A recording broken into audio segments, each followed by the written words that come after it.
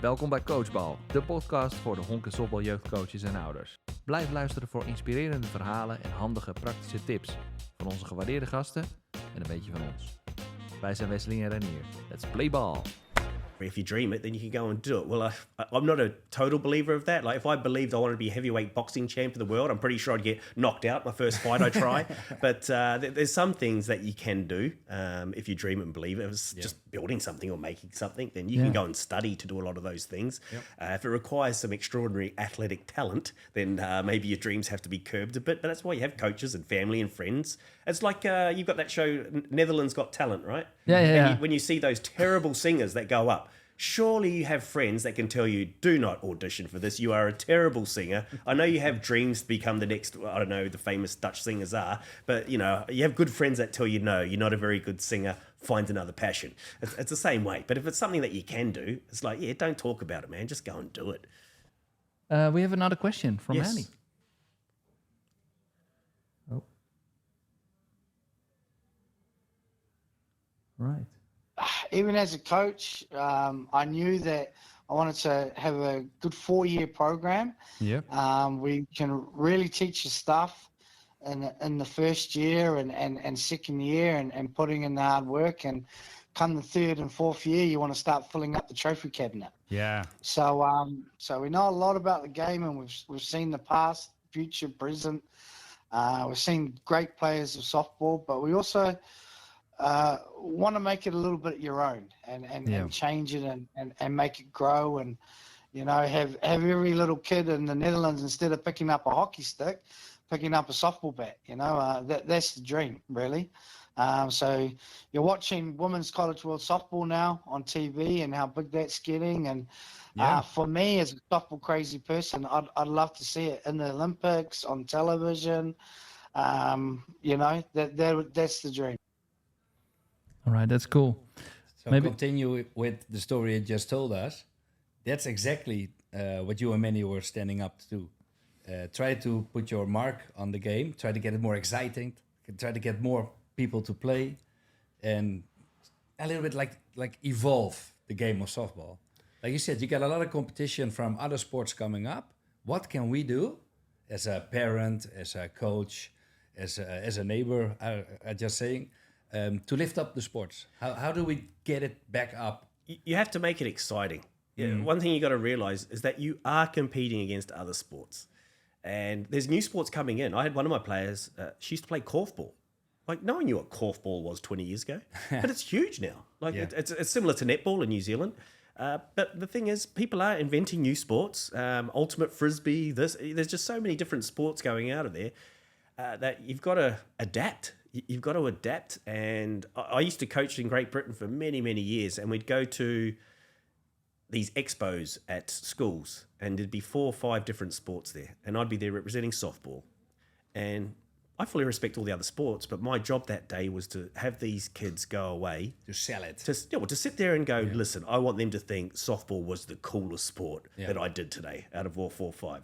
So that's, again, competition coming from within me. Means nothing. I don't get a medal out of it or anything like that. That's just something that's internally driven to me to say, I'm going to outdo these other sports today. And the funny thing is, I know that none of these kids were going to be playing because there's not a club in their area. That was actually some bad planning on... right. Well, there's no point us going to these schools because there's not a club nearby. There's no coach nearby. Or they had a club nearby, but the coach that ran the club was not engaging, or... they're going to be on a downer because they've just had an awesome session from me going, oh my God, this sport's awesome. And then I know they're going to that coach who is not very engaging. And then the kids are just going to go, well, this isn't as fun what it was at school, which is awesome. But I was aware of all those little things when I was doing that.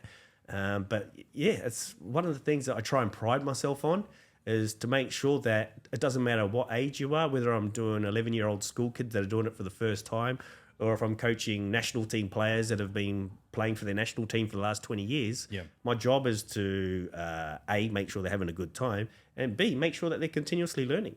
But the funny thing that they don't realise is that I also learn from them. You never stop learning. People think that I have all the answers. It's like, I have most of them. I don't have all of them. But guess what? The ones that I don't know, I have lots of friends. And I'll go and ask those friends. I don't know everything about pitching, but guess what? Manny and I are good friends. Yeah. Manny's been a pitcher for many, many years. Yeah. So if I've got anything to ask, hey, Manny, go and answer this question. Yeah. Yeah, don't get me wrong. I'll get in there and pitch for a team. Well, you've seen me do it this year. Yeah. The results aren't sometimes as what they want to be, but Manny's a proper pitcher. I'm just a part-time pitcher that would get in there and do it. Yeah, you throw strikes. Yeah, that's what I told him. I was like, I can throw strikes. I could also catch as well. I have no problem getting in there and playing catcher, but I'm not a proper catcher.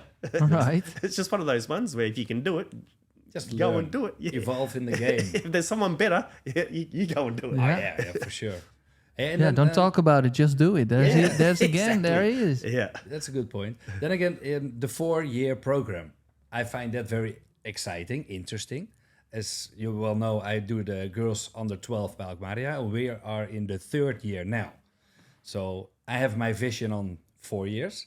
Do you mind explaining to us and the young listeners and coaches to be at home, what is the 4-year program? What was your vision? Yeah, so, well, I'm done now, so I've got no vision. Start off with the beginning. I don't know, but you've executed your vision. Yeah, so in 2015, when I first came here, you've got a plan. Like, everything you're doing is you're planning, but it's like, all right, well, what are your goals? And they always talk about the SMART goals. And make it measurable, stuff like that. Yeah, the one that I got wrong, and I got this from a New Zealand guy.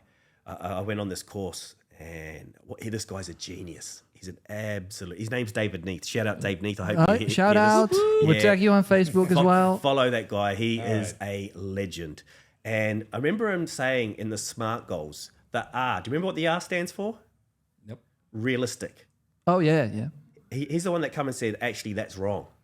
And I'm like, what? And he's like, no, you got to put a UN in front of it. I'm like, UN?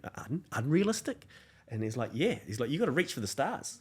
He's like, you got to sit there and just, go crazy with your dream. Well, sort of like going back to the dreams and whatnot. Well, not being heavyweight champion of the world in boxing because I'll get knocked out. But, anything that you think you can achieve. You can train like a champion. Yeah, so it sort of came around. Well, hold on, I'm backtracking here. So for this year, my unrealistic goal was like, hey, let's put the men's team together. Let's enter everything. Let's try and win the Premier Cup, the men's and the women's. No one's ever done it before. Sounds unrealistic. Let's have a crack at it. Yeah. So, that's where the idea came from last year. But in terms of the 4-year plan, you could also trade that for succession planning. So each year you're trying to work out how we're going to do it, but then you're also planning for you not being there or certain players not being there. So as long as I'm assuming that you've already had the conversations with the parents and the kids to say, hey, you're going to be at Alkmaria or whatever your club is at Olympia, you're going to be here for the next 3-4 years, because if you plan on being there, then you know what you got to work with, and then you know what pace you need to go. But if you've only got them for 1 year and you want to try and teach them, then you may end up rushing yourself, trying to teach them everything. But sometimes when you try and teach them everything, you end up learning nothing because you're rushing yourself. But if you know that you got them for 4 years, you've got them for 6 months, times 4 weeks, times 2 sessions, you got them for like 100 sessions a year. My philosophy is you teach 1 skill, 1 drill, and 1 rule per session. That's 100 skills, 100 drills, and 100 rules they learn in the game. You times that by 2, 3, 4 years, that's a lot. Yeah. That's a hell of a lot about the game. And then that way you can just chip away at it. You can't give them everything at once because your learning can only handle so much. And when you're a kid, you don't want to be spoken to for too long. You just want to keep playing. But you've got to somehow, I don't like this word, but it's sort of what you do. You manipulate them. You manipulate them into how they learn and say, all right, well, this is the rule. And then you go and train the rule. And a lot of it's just basic stuff like, bunting, where you go on a bunt and, who's moving where and how and why. And, but the main thing is that you have that plan. And the most important part of your 4-year plan, which is also known as succession planning, is being able to change it.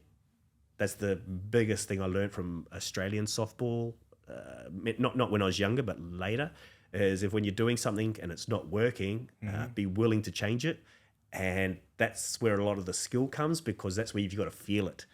You've got to, you can do it by asking the hard questions directly, but sometimes you don't get the honest answers back, but you need to be able to feel it, whether a kid's feeling it or whether a parent's feeling it. And that's another big lesson I learned. Is you got to make sure that you speak not just to the kids, but to the parents as well. All right. Because sometimes the kids and the parents don't even match up. with what they want. It's very weird, but I've got some interesting tales. I got examples by the lot. Yeah, but Wes, you're training under 12, and that's a different ball game with grown-ups. But it's not a different ball game with grown-ups, or no, it is. It is, but the thing with the grown-up can tell you. Yeah. An 11, 12-year-old. But you still have to deal with the parents? Yeah, I'll give you my best example that I had, and this is what set me on my path forever. It was in Denmark. I was coaching pretty much every team at Gladsaxe. This was the year before Manny got there, I think. And then when we had ambition to be in the first division. And then I was coaching the under-12s, and this kid who was terrible. Couldn't catch a fly ball, used to cry every time they got out. And at the end of the year, the mum came up and thanked me. And, they give you bottles of wine or a 6-pack of beer or something as a thank you. And I remember going to the mother saying, oh, yeah, your son was scared of the ball at the beginning of the year. And, now they can catch half the balls and, they're coming along and leaps and bounds and they're good. And her face just recoiled and just looked at me strange. And I thought, oh, okay, what have I missed here? And then she said to me, she's like, oh, no. At the beginning of the year, he was one of the worst at English in his class. Now he's one of the best. So I'm like, are you kidding me? She only brought her son to the training sessions because I only spoke English. I couldn't speak Danish. So she wanted her son to be around someone that was constantly forcing her son to understand English. And here I am working my tail off to try and get this kid better at softball. And had some speed. The kid had speed, was just scared of the ball and, wasn't that great at hitting and used to cry every single time they got out at first base. He used to run over to mum.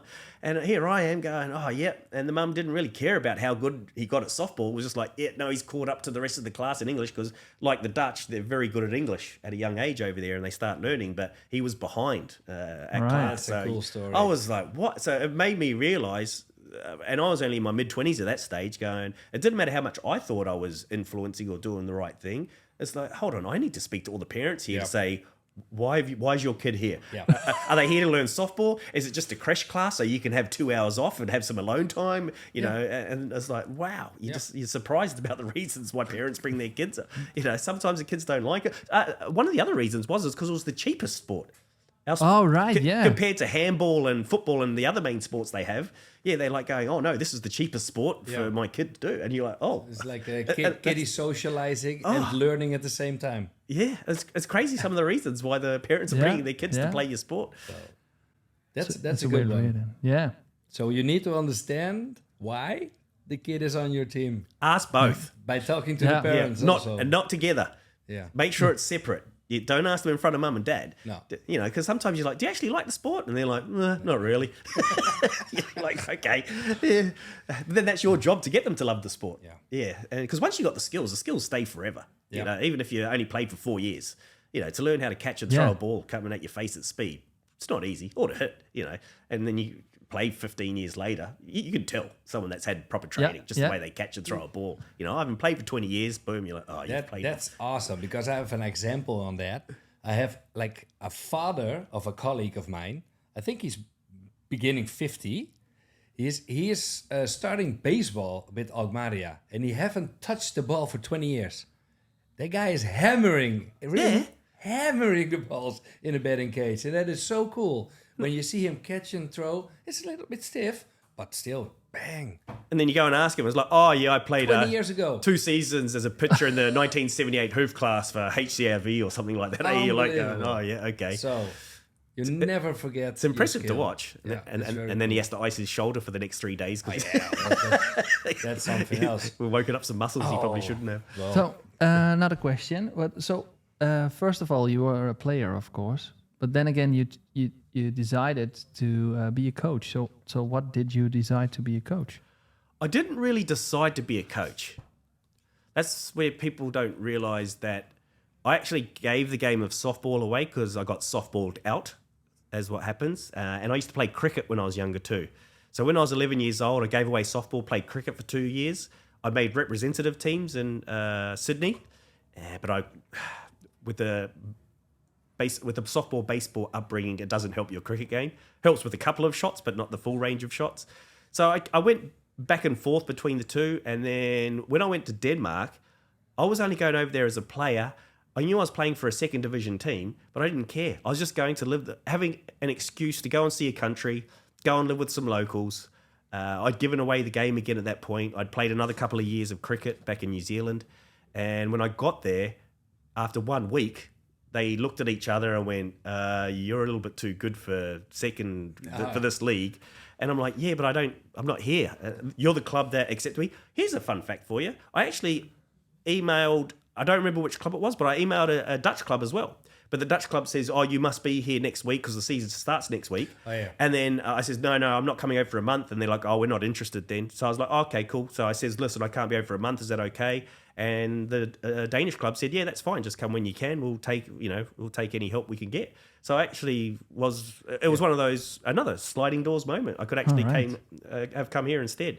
But I ended up going over there. And then after a week, they sort of says, listen, you're one of our best players. Will you coach us? And I'm like, I only just came here to play. And then I sort of seen what they did for training. I'm like, yeah, okay, I'll just, and because obviously my dad was a coach, I just had to go in my head and go, all right, I'll just do what did dad used to do. And then I just used to do what he did and put in a bit of my own flavour in there. And then I ended up helping out with the women's team. And then we put in some juniors and ran one of these summer activity things. And then all the kids signed up and the club just started. There's this cool Kiwi guy. One of those sort of things. Yeah. And then I sort of thought about it, went, we got 3 decent players here and the women's team's not too bad, but they just didn't have coaching. And the funny thing was what Manny was talking about before is word got round and the Allerode Penguins with Martin Holmberg and Sam Woodcock and Steve McFarlane, they came up to me and says, hey, will you come and coach our team next year? And that's the part that really started pulling my heartstrings because they had a proper legit team. Like they were good. Yeah. And I was that was the first part that confused me because I was like, hold on, I'm only in my mid-20s here. I've never really coached before, but word got round that, I must have known what I was doing or something because I was just winging it at that stage. You had some talent. But I was still sort of more set on playing, but I'm also a very loyal person and Gladsaxe Softball Club, took me in. They'd treated me right. And then I thought, well, you know what? How about I do this the other way? I'm going to take this team. We're going to go in the first division and play against the Penguins, but we were nowhere near as good as them. So I actually that's when I called my father up and my dad had just sort of recently retired, sort of. And I said, listen, what are you doing next summer? There's this really good team over here. They're looking for a coach. I says, they've asked me, but I'd prefer to stay with Gladsaxe. And I says, well, how about you do this? You come and play for my team in the first division because we needed extra players. And he was still young enough to help the team out. And he brought over my younger brother, Zach, as well. And then he would go and coach Penguins and I'd coach Gladsaxe. We only won like 3 games all season and Penguins, I think, made their equivalent of the Holland Series final and lost it. The funny thing that happened though, and the only bit that annoyed me, it wasn't really an annoyance, but they won the European Cup. That was the one that was at EHS Bulldogs, I think. So he won the cup, but they all went out and partied, left the cup behind. And remember when the clubhouse burnt down? Yeah. Unfortunately. They left the trophy in the clubhouse, so they never got the trophy. For real? Yeah, so the trophy's lost forever. But he basically went 1 for 1, went to 1 European Cup and won 1. And but I stayed loyal to my club and won hardly any games. But you know what? I still have no regrets in that department because I love Gladsaxe Softball Club. I've always been a one-club man, no matter what country I went to. Which is very rare, I guess, these days. I have no qualms of other people doing it. It's each to their own, but it's just something I like to try and pride myself on. So why is that? Is it karma? It's just something that's... my dad hasn't instilled it in me. Oh, maybe he has. I don't really know the reason why. I've just always been a loyal person growing up. You think that loyalty is accomplished by sticking for one club? If they treat me right, then if I have no reason to go anywhere else, all right, then I won't. I'd rather sit there and go through the tough times or try and build something, or it's just something personal within myself that I've always wanted to do. I have no idea why. Maybe it's maybe because it's keeping it simple as well, not difficult like. Yeah, well, if there was a time for me to do it, it would have been to go to Penguins and. Well, maybe I wouldn't have won it with them. Maybe I would have made a coaching mistake being so young. If I had you never know, So it's one of those things that didn't happen. Stay with Gladsaxer. I think it's awesome because what I can tell right now at a lot of clubs, there's a lot of switches going out because they're all like in the same group of people. And, you play there for 4 years, you play there, doesn't matter, you go to the other team. I think we miss real loyal people and loyal teams. We had a couple guests before you on the podcast, on the Coach Ball podcast. And one of the guys was Peter Koelemij. And he was an old school coach from Haarlem as well. And he did a lot of training and he started off young as well. And he told us that he really miss teams on the field right now that are built on friendship. You know, guys who are playing like 10 years together, 12 years together, and they are not the best at the sport, but they are the best team. And teams win games, you know. And that's what I kind of missed in the last couple of years playing in the hoofdklasse. Everybody was a little bit occupied by winning a trophy, and I was just out trying to play ball, have fun with the team, you know. And I can see that in you as well. Yeah, and I guess that's why I was a little bit sad after Holland series this year, because there was only 3 original members of the team when I first came here in 2015. Mariella Vlogels, Brenda Beers, and Rachel Von Veen. Rachel and Mariella are finishing. Gave 8 years service. For your sporting career, that's a long time, 8 years service. You know, and Brenda Beers continues. So Brenda's in her 9th year at the club. So we talk about friends that are staying together. Loyal. Yeah, loyal. And that's the part that pulls at my heartstrings, because I just love seeing them stay at the club for so long. To be quite funny, actually, I have a funny story, because Brenda is from Alkmaar as well. Yes. And Jessie as well. And when they were like, I think at the beginning of the ladies with Alkmaar, so they probably were like 17, 18, 19 years old, some of that. I did the pitching training with her. With the girls. With Jessie. Yeah, with Jessie. And she was throwing bombs, She could throw bullets, man. At that time, I was like, holy shit. Yeah. I don't want to say, but I think they threw harder than I did at that point. But and Brenda was catching awesome. You could see the talent already. Oh, look. And it was so cool that actually when the training was over, I could actually ask Brenda, hey, Brenda, can I throw a couple of balls on you? Can I throw a couple of pitches? And she was like, yeah, sure. That's how they get better, though, as well. Man. Having the likes of yourself pitching to them, you know, getting used to just having 60, 65, 70 miles per hour throwing consistently. Yeah. But where's she from, Brenda? Egmond-on-Sea or something like that? Yeah. Somewhere on the west coast out there. right. Yeah. But we got lucky when her and Rachel transferred, and they transferred late. And I think that was through Sandra Hovener. Also a great coach. Yeah. So, she assistant coached with me at 1 season, 2 seasons, and I was in We're shock. talking about Sandra Gouverneur. Yeah, and I was surprised. You want to get her on this podcast. Yeah, we're trying. Yeah. We're trying. working We on had it. contact yesterday, and Definitely. she said, "Well, let me think a bit." She's coaching the Herons under 12 and also Pirates, I guess. All right. And Shout out to Sandra. So, well, I did her met winter her- school. I did her winter school oh, because of her, because she nice. assistant coached here. And like I says, I'm loyal. So if you help me, I'm going to help you. I'm like, well, what are you doing? She's like, oh, I'm staying here this winter. So I went and helped there. And there's lots of talent. Yeah. Here, Hogevaart or whatever it's called up there. Yeah. yeah, true. I played the Herons. Yeah, the Herons. Yeah, the black and yellow team. Yeah, Yeah. we play them in our competition, and they're good. They're really good. And it starts off, because then we go to a little bit of coaching already, because they're under 12, and they are that team is a season further away than my team. So after like last year, we played them, and we could actually tell that we weren't gonna beat them. They were too good. But then again, talking about a friendships team, you can have all the best players in the world, but if you have like a team of girls who's willing to go the extra mile with you, we caught up, and we had these close games. And then in the end, we actually tied a game, and we celebrated like a victory, you know? And you can tell the difference, because Sandra is really into the basics, the perfect basics. Pass ball, go to take your extra base. Get off the base after a pitch. Fly ball, look where you're going to stand. You're going to go all the way, you're going to stay at your base. And she's so good at that. Yeah, so I never got to see Sandra play, but I heard so many good things. Oh, yeah. But then I found out that it was a lie, that I actually did get to see her play. When I first moved to New Zealand in 94, I think it was, the Dutch women's team Yeah, national team. toured New Zealand.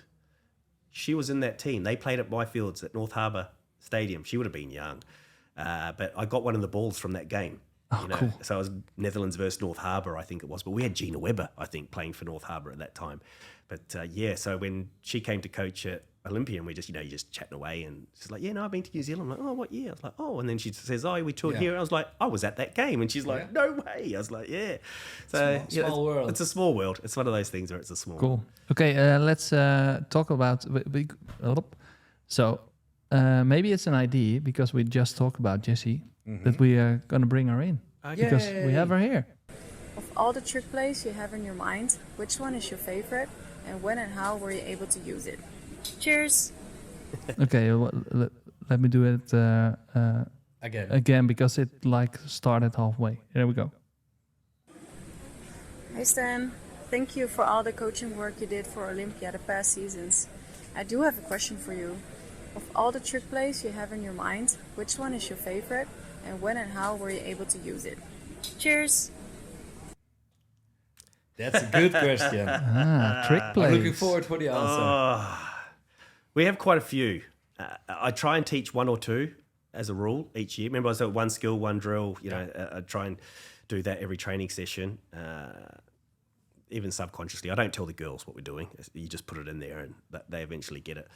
I didn't do any this year. For the first time ever, I had them. I wrote them out, but we didn't do any. I think because we had a couple of young ones, and it does require a lot of work, a lot of brains, and I wanted to go back to Sandra. I wanted to concentrate a bit more on basics for a lot more of the squad. But to answer the question, ironically, it was what we were talking before we went on air. The first and third, and the girls know this one. The one that you were talking to me, if you did it to the senior girls, the ones that have been at Olympia a long time, they will laugh. If you were to coach them on Tuesday and says, all right, we're going to do this.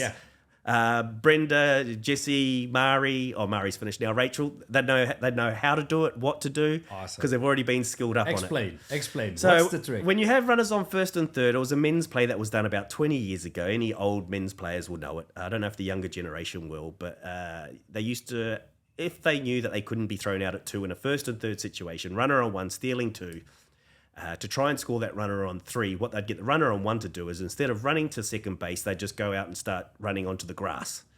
And aim towards the centre fielder. And if the throw does... Yeah, I'm looking at you, radio. You're like, what?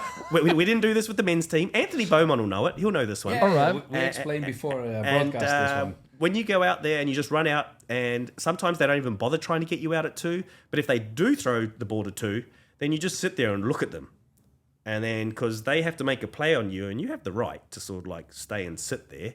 But if you do make a move, the rule is that as long as you're making an effort to go either to second base or back to first, then that's it. You have the 1 meter, 1 yard play, to avoid a tag. But unless there's a play being made on you, you can run wherever you want. You can run all the way to the right field pole if you want to. It doesn't matter. You can run wherever you want in the game of softball. Of course, it's not advised, because a good team will tag you out. But if you're playing against even a decent level team, there's some teams that just don't want to mess with your speed. If you've got two absolute speedsters where they're like, no, give up the base, then that's it. You put that runner out there. We talked about Stephen McFarlane before. He taught the Penguins how to do it. And actually, my Gladsaxer team was not quite good enough with our infield to be able to... it wasn't worth trying and combat it. Better off just concentrating on the next batter. And you could do that. You could often do that if you had a weaker batter coming up and you're trying to force the play out in the field. But you train that. Runners on 1 and 3, the runner on 1 running out onto the grass and just hanging out there. And if no play's being made, then you just slowly walk to second. But if there's a crowd there, your team's basically being punked. It's sort of being disrespectful without being disrespectful, saying your team is not good enough to defend our running game. All right. But that's that one. But another one of my favourites for the juniors, for the under 12s and under 13s, listen up. Teaching them how to steal home, making sure that they're keeping an eye on the pitcher and catcher, and if the catcher's not paying attention to them, learning how. And they do it in baseball all the time, but at softball it's a little bit harder because you have to make a decision to get back to your base every single pitch. But teaching those kids, when you teach the kids, especially because you're there and you can manage it, but you're sort of like teaching them, they think they're being sneaky. And then, you know what, actually, you should try and, especially the speedsters, you should send them home. And even if they get tagged out at home, so they can work out what their boundaries are. But as long as you plan ahead and tell them, say, listen, you're probably going to get thrown out here, but it's okay. We're going to have a go. Yeah. Because if you say that, we're going to try and be sneaky and they get tagged out, then they, can sometimes cry or, my coach got me thrown out. I worked hard to get to third base here. But if you tell them, like, listen, you're probably going to get out, but let's have a go, eh? Yeah. Let's have some fun here. And they get tagged out. And imagine if they make it. If they make it, how happy they're going to be. But if it's close, they're like, whoa, that was close. That was so cool. That was fun to try. And if they succeed, but it's also a genuine thing to try. Because if you've got, one of your kids there that's their first season and they've had like 20 strikeouts and you know that they're probably not going to hit safely, and it's one of your cheeky kids that can do it, it's a legitimate option of trying to score that run, if it's a close game. She's going to go home very happy. And not only that, the whole team's watching. And then when you do it at training, you go and train it again and train properly, show them what you're looking for. And you just flick that switch in their head to go, hey, there's lots of sneaky stuff you can do in this game. It's one of the things that New Zealand softball's been good at over the years, especially in men's. The women's the women's got brains, but the athletic ability's gone down over the years with the women's because a lot of that's our best athletes getting lost to rugby and rugby league and netball, other sports that are paying better in New Zealand. But yeah, we do have a lot of smart ball players in New Zealand. I actually find the trick plays awesome for the kids, just to keep it exciting. Well, they're fun to learn. So even with the seniors, like with the Olympia women's team, it's good fun to do a new one because it takes a while. The reason why I don't like spending too much time on it because A, they're hard to do, and B, it's such a low percentage play. Like I don't want to spend a lot of time on a play that you're only going to use 1, 2, 3% of the time, and out of that percentage using it, it's still got a low percentage of working. Yeah. But sometimes people want to work on them because they're sexy, cool plays to do.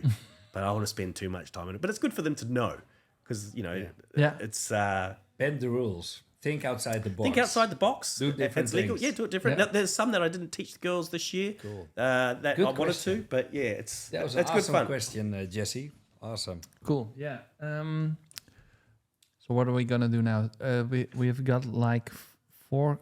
We're like. I think we have one more Manny in there. Now we have 4, 5, 6, 7 Mannies. Oh. Questions?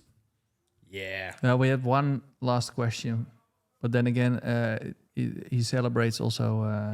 We got we have a little story about Manny and you. We don't have to record that. We can just throw it back on him. throw it back later on him. Or just ask me what the story is, and then I can elaborate. Yeah, well, it's awesome if you hear. That's like a legendary story about you guys, like how you become coaches together and why do you fit so well. Yeah, I know. We can just play it now. Yeah, So, just play it, and maybe because the long one is going now. So we're gonna listen to Manny a little bit. Hey, and now you're coaching together. But how did you become, or how did you guys fit so well together as coaches? What's your secret together? Do you want the truth or? Yeah, the truth and nothing but the truth. I don't know who's going to be listening to this, but I'll tell you the story before he does. He's probably not gonna listen to this. No.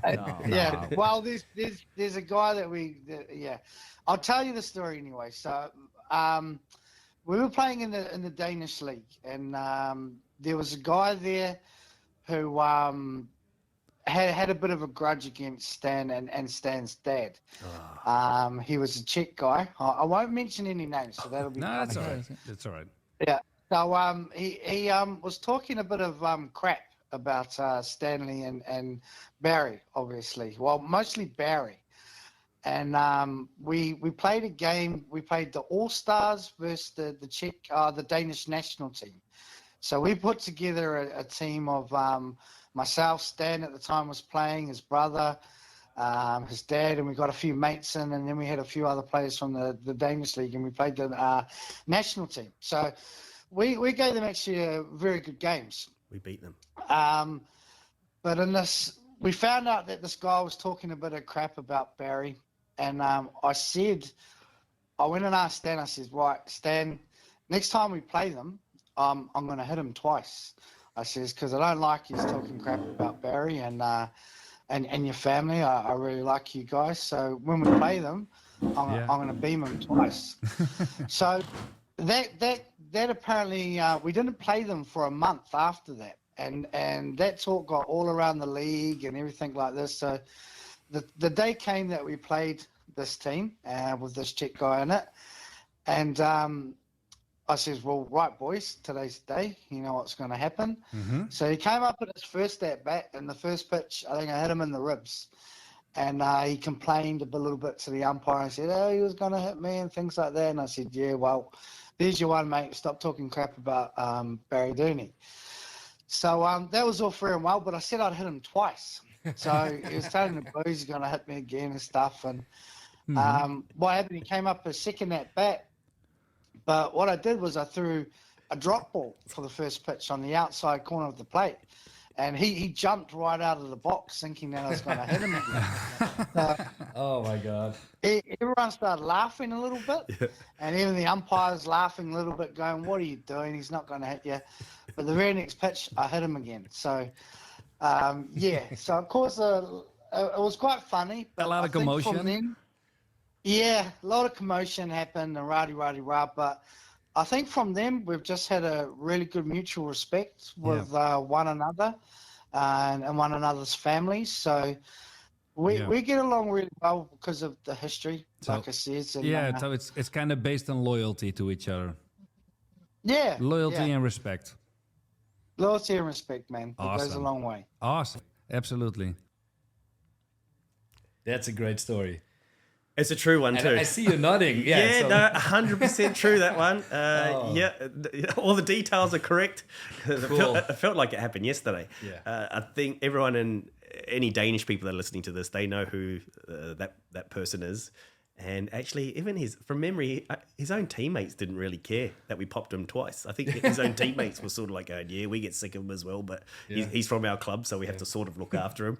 But yeah, and it was more to do with my father, I think, because he was coaching Penguins. My team was, like I said, we only won 3 games. We weren't any threats to anyone. But I don't even know what it was about. When I heard about it, I'm like going, I don't really care. But Manny was like, nah, I won't have anyone speak badly about, because it's about the time and effort we put in. Yeah. And we didn't really badmouth anyone. So we don't know where it was coming from.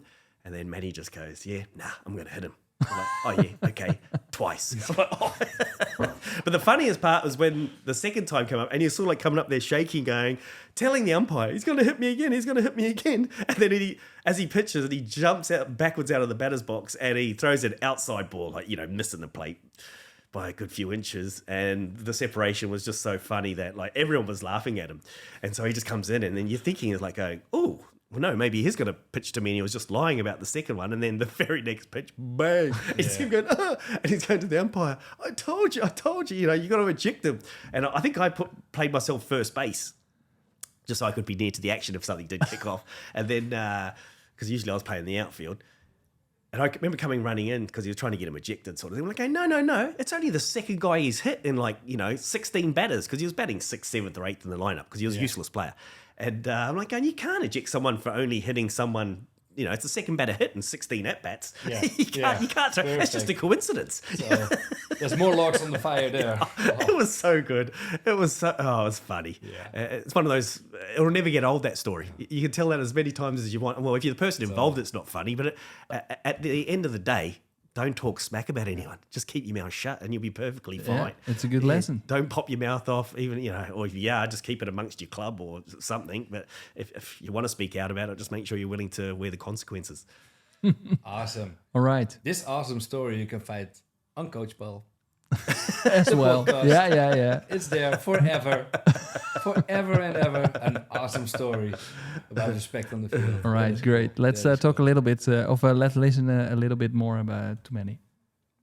Yes. Hey, and then when you guys are heading back home, heading back home overseas Is in it a also couple for weeks? you, Manny? Because I heard it about Stanley, but I didn't quite heard it from you that you're also going back home to New Zealand.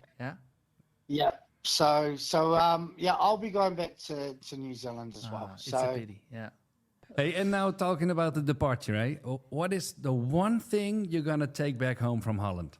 What is the one thing, the first thing you're gonna say to your friends in New Zealand?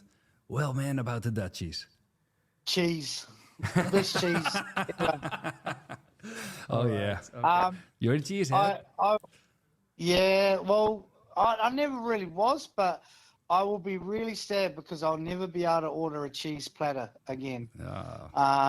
You know, the Give me amount your of cheese up address. here. Give me your address and we'll send you some.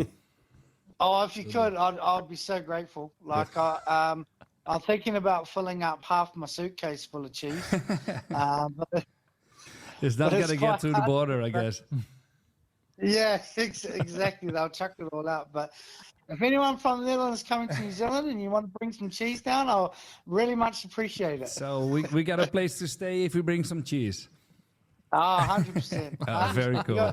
Very You cool. can stay All right. for weeks if you bring some cheese, man. Awesome. Yeah. Thanks, Cheers. thanks, man. We're going to wrap it up. Do you have a question for Stanley as a final thing? A question.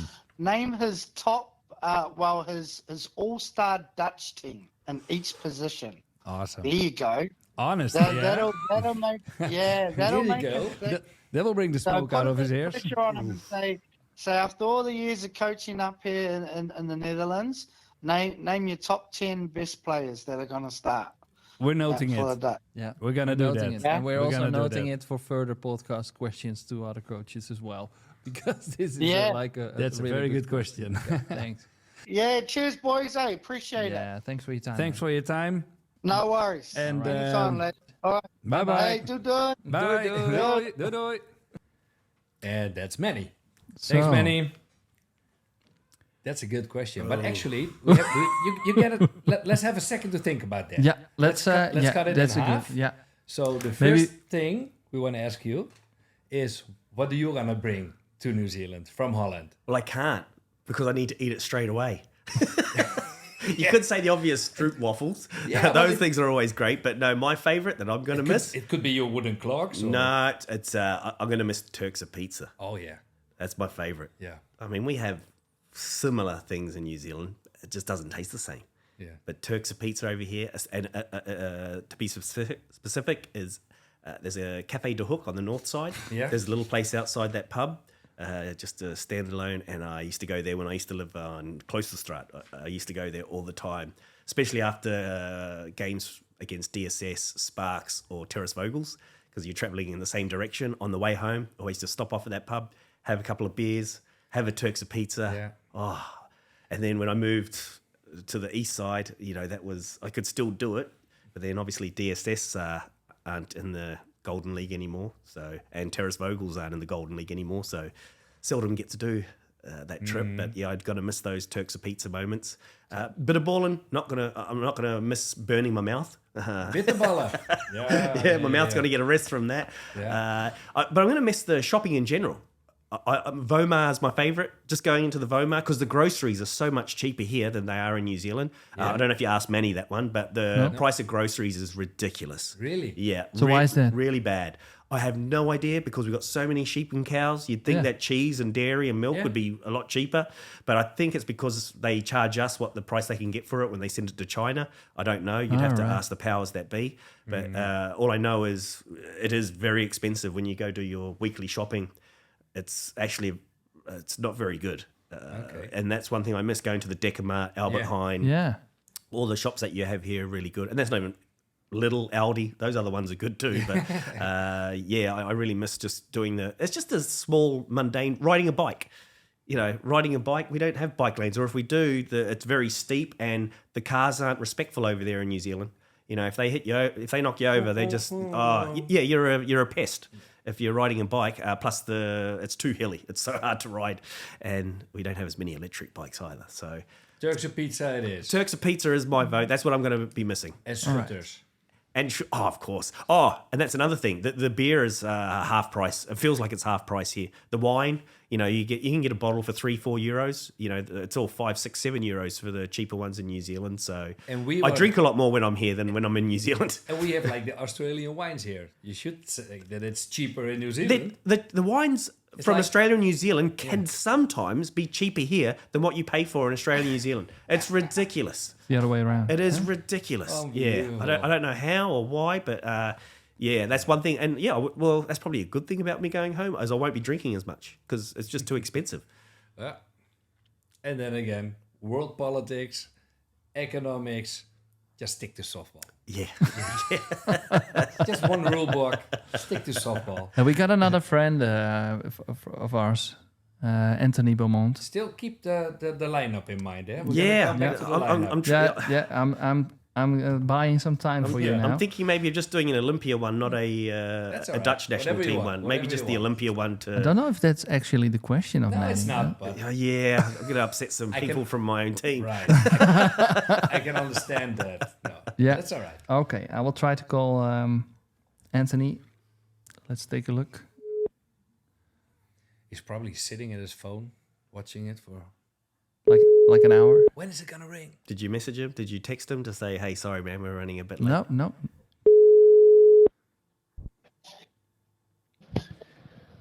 Hey, Randje. Goedenavond, welkom hier bij Coachbal, Ento.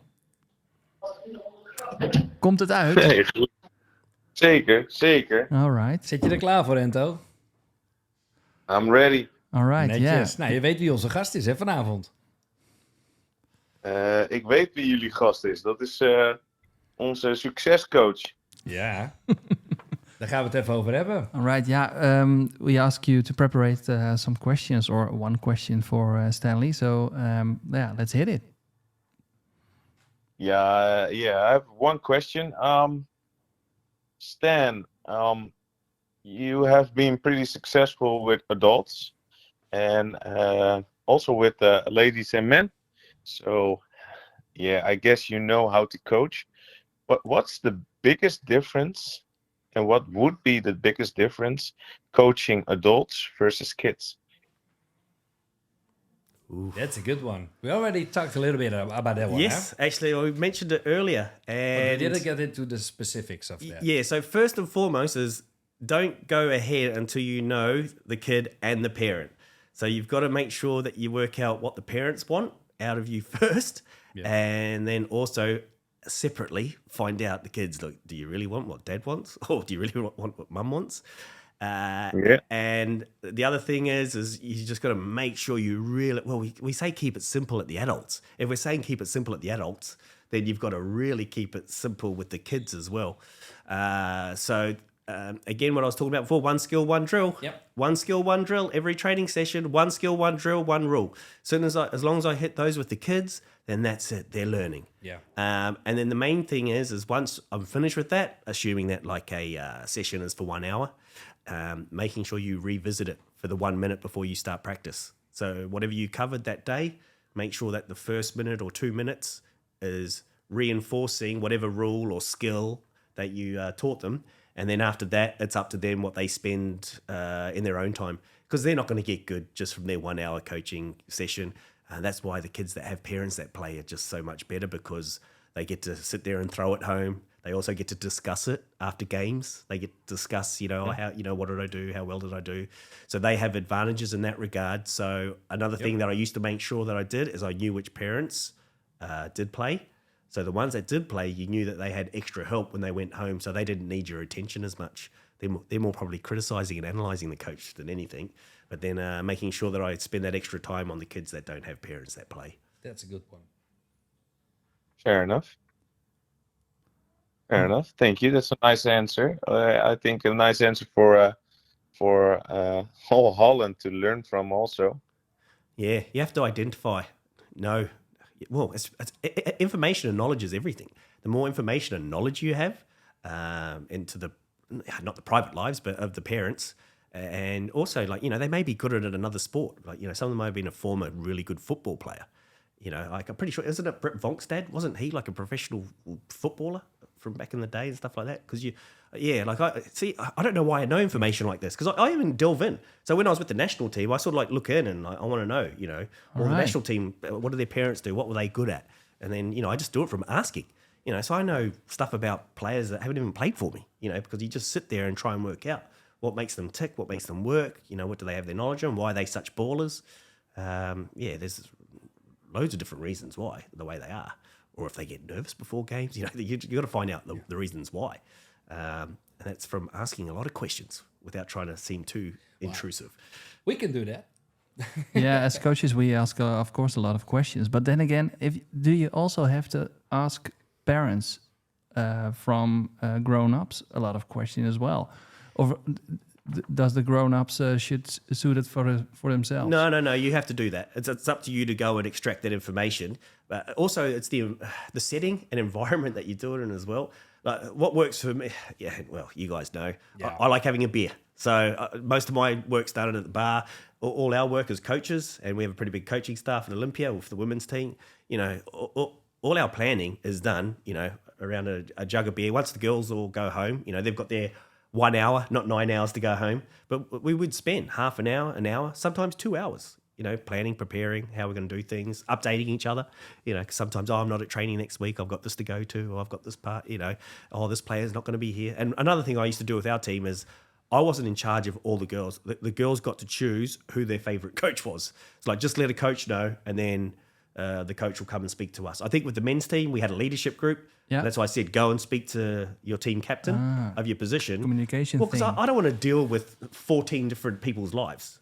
You know, I only want to deal with, you know, whatever the problems are through the leadership group. And then that sort of divides my time up by 4.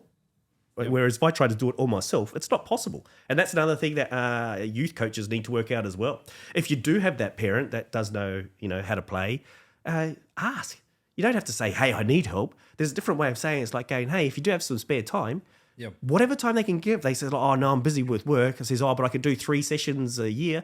Take it. Perfect. If that's 3 hours of listening to a different voice, or if they're a specialist, a shortstop or a catcher, or they do something that you can't, you got to tap into it. But again, you just got to know and ask and keep your ears open. Good answer. It's your ears, man. You got to keep your ears open at all times. All right. Well, thanks. And thanks a lot, Ento. A question for you, Ento. Can we call you another time? Of course you can. All right. Watch out, because we will do. Awesome. Can I call you Anto? No problem. It's not one of those numbers where I have to pay great podcast, guys. I don't have to pay €2 per minute to speak to you, do I? The bill will come later. Okay, sweet. All right. Thanks. Have a nice evening. Ciao. Yeah. Okay. Ciao. Bye. Cool. Okay. Cool. That's awesome. That's a good answer as well. It had like 3 different answers in one. Yeah. What I pick out is just try to get the extra help. Divide your time by making more people important in your team. Yes. And make sure you have your planning right for the next week.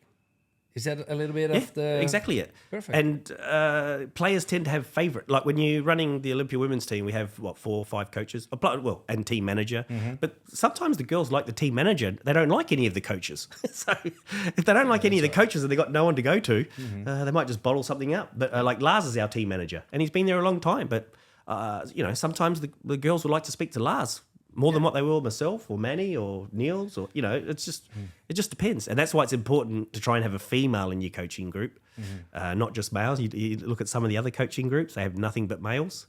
Yeah. Well, you know, there's some women things that happen that only women can deal with. You don't want to know. Yeah, that's why I always try and have a female member of staff in the group, minimum 1. Yeah. But I think also with the boys team, a female crew member can help a lot. I can actually relate to that because I have made 2 of my girls captain. Not 1. I made 2 captain because the same reason. You might not like one, so you can go to the other. And I gave them both a job. One is doing the warm-up, and it's the dynamic warm-up, you know, just to keep it simple. And the other one is, how do you say that? Thinking about one drill to do. And they do the warm-up. I'm preparing the materials, and I'm watching the group. You can see who's good today, who's tired, and so you don't have to worry about personal issues, but make them important and make sure you don't have to deal with everybody yourself. It's a double whammy. Yeah. It's 1, they get to feel important, and they should, but 2, it lessens your workload. So even with the juniors, I'd even go one step further than that, and I'd give them the lineup board and then combine them together and say, this is the thing you do today. It's like, give me your lineup. Yeah. Say, you know, put a lineup together. And actually, I do it with my teams. You notice, did I do it with you guys? Yeah. I say, give me your finals team at the end of the year. So I give them all a sheet of paper, and I say, hey, if we were playing Holland series tomorrow, give me your winning line. Well, actually, I ask them to do me 2. I say, put one where you have to be in it, and give me a second one where you're not allowed to be in it. That's cool. And we do that at the beginning of the year, like after the first or second training session. But you know how much that helps me? It allows me to know what the players are all thinking. And I keep them all because there's always someone that's close. It's fun to work with. Yeah, and because you don't know what it's going to look like at the end of the year. There could be injuries or, someone's in form, out of form. But there's always one that's either bang on or very, very close. Nice. And then I have to go, all right, whose is this one? I think it was one year Rachel Van Veen got it spot on. Yeah, it's kind of funny. But it gives us information to what the players are thinking about who should be playing where and how. But for me as a player, I thought it was really difficult because then you had to compare yourself in a realistic way to other players in your team. It was really hard. But it brings some realism to it as well, to sit there and having to rank yourself amongst the team. That's why I get 2. Because it makes it easier when you have to put yourself in and when you have to put in. One should be hard and one should be slightly easier. That's a cool one. I think I'm going to do that next year. And you know what the other thing it does? Teaches the juniors, the 10, 11, 12, 13-year-olds, how to write a lineup. At a young age. Yeah, think about it. Yeah, I get them knowing. You have the pieces of paper and you make them all write it. Yeah. And then they're like, oh, what's left field? Oh, that's number 7. Oh, okay. Yeah. Well, no, but it starts teaching them, what the numbers are and the positions. And, it's not too young to start teaching them how to be a coach and what the numbers mean. And, Well, that's what I told, what we were talking about before we started the podcast. And last tournament I played with the under 12. I made this box with 9... with the numbers on it of each position, they had to pick one. So I had a completely different lineup every inning. And man, oh man, the questions I've got. Where's number 3? I have number 4. Where is that? Number 7, is it the left or the right field? And I was like, oh my God, it's on the board. So I put on the board and I could actually see where I have to be. And if you can imagine everybody going out on the field and the board hanging there, it was the opposite way. Oh. So they were all, hey, I'm here. No, what are you doing? It was hilarious. But the thing is, eventually they'll get it right. Yeah. You do it a second time and a third time. Yeah. And one of the things I've pride myself at being in Olympia is, like I said, we keep a lot of it simple in what we do. Is for the first half hour, 40 minutes, the coaches, we can sit there and say nothing. We do a little bit of team talk at the beginning and they go off. And well, you would have experienced it with the men's, how we just do the same thing and then don't see them for half an hour. And they know the first half hour of the warm-up and just go through it. The thing that annoyed me sometimes is them knowing when to chime in, because once they've done their warm-up, some of them would go off and sit off and do nothing. But I was training them up like, no, be a good teammate, divide them in 2 and hit to each other and stuff like that. And, that's the part we have to coach, to train them how to be a good teammate and help one another out. But yeah, in terms of the juniors, they're only as dumb as we treat them. If you're willing to train them up, you can train them up as early as possible as you want. And then you can go even further where, like, okay, if there's games that don't mean anything, hey, you go coach third. Yep. You coach third, you coach first. Coaches just got to sit here in the dugout and hang out with the players. And I'd even do that a couple of times this year. I put Niels Meeker, he'd go and coach third base. I'd just sit in there and do nothing. He'd go coach the men's team at third base as well. Because you need to, we call it time in the saddle. You need time in the saddle at some point to... and the thing is, if you've never done it before, and you can tell Niels was excited to be in there, he's like going, whoa, because, you're the head coach now, you're the man. And then you sort of forget little things like that. You don't want to take it for granted. Then when you sit there and you see Niels having so much fun, you're like, oh, okay, I better go back, take over now. He's having too much fun out there. That's cool. So you're a professional coach, eh? Professional, yeah. Well... I'm not. It's not like football where you're earning mega amounts of money. But have I been doing this for the last 20 years? This is what I've been doing for the last 20 years. Right, okay. Like I said, I had to take a huge pay cut when I left Great Britain softball. When I was at Great Britain, when I was in Denmark, I was on back in New Zealand. I was on a proper wage coaching softball. Yeah. But that usually entails either coaching multiple teams or going out into the schools here and there. All right. Lots of different things that come with it. Whereas here, I've been fortunate enough to have made enough money where I can just look after Olympia. Yeah, and enjoy my time. But it's another reason why I've got to get back to New Zealand so I can start earning proper money again. So talking about time, so how do you spend like a day as a coach here in Olympia? Describe a typical day, please. I spend most of my time relaxing during the day. I love having spare time. So, watch my Netflix. I watch a lot of other sports. So I'll watch NFL, NCAA, different college sports, catch up with my rugby in New Zealand, cricket, So there's so much sport going on worldwide. I could easily sit in a pub and watch sport for 8, 10, 12 hours a day.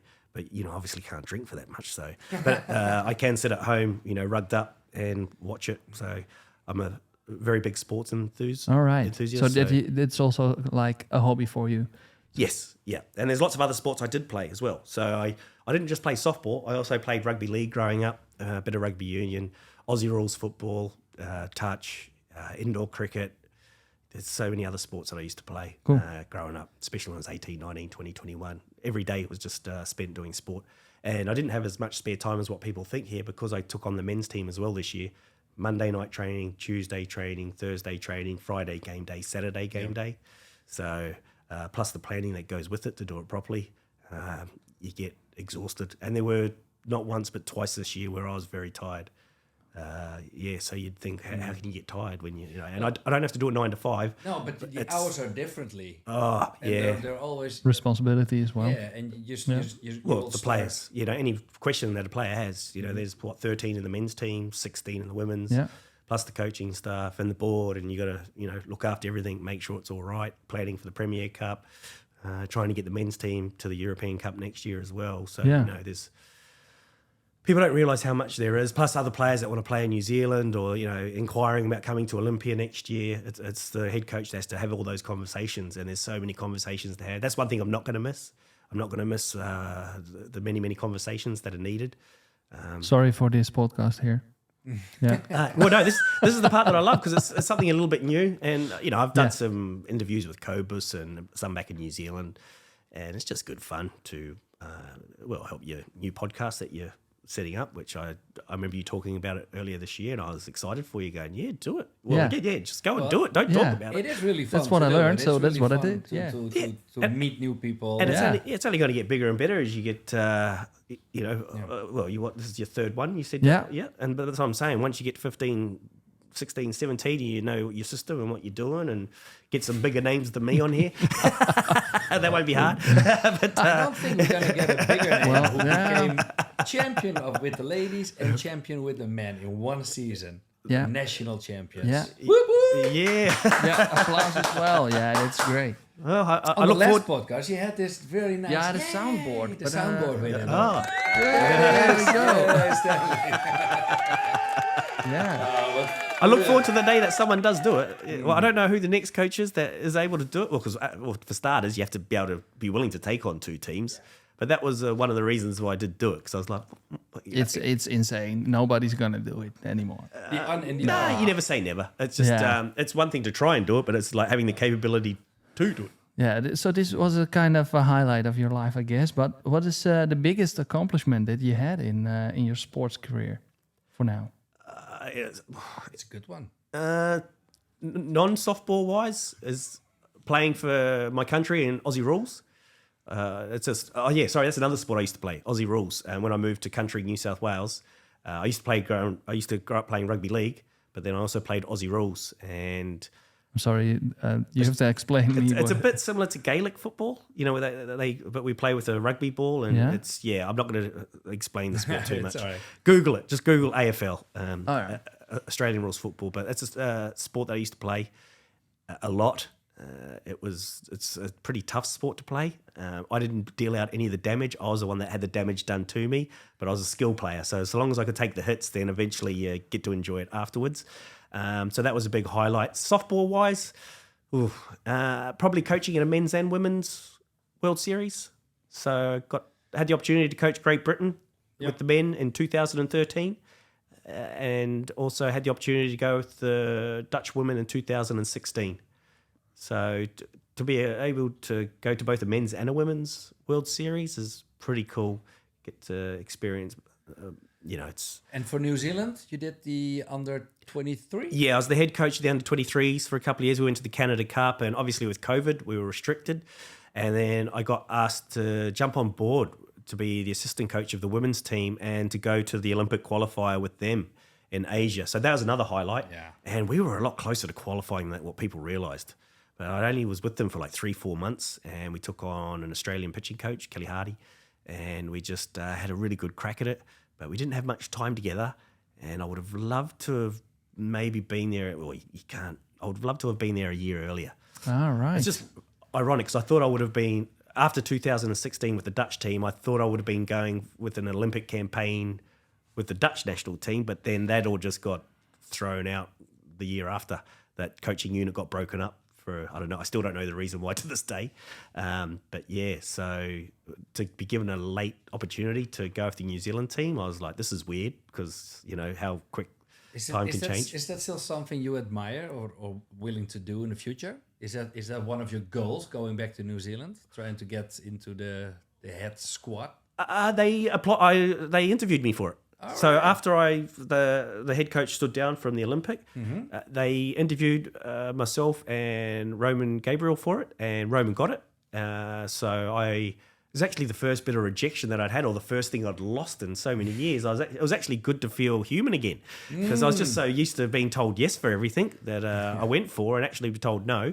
But I actually didn't mind either, because I knew that it'd be another commitment for another 2, 3, 4, 5 year cycle.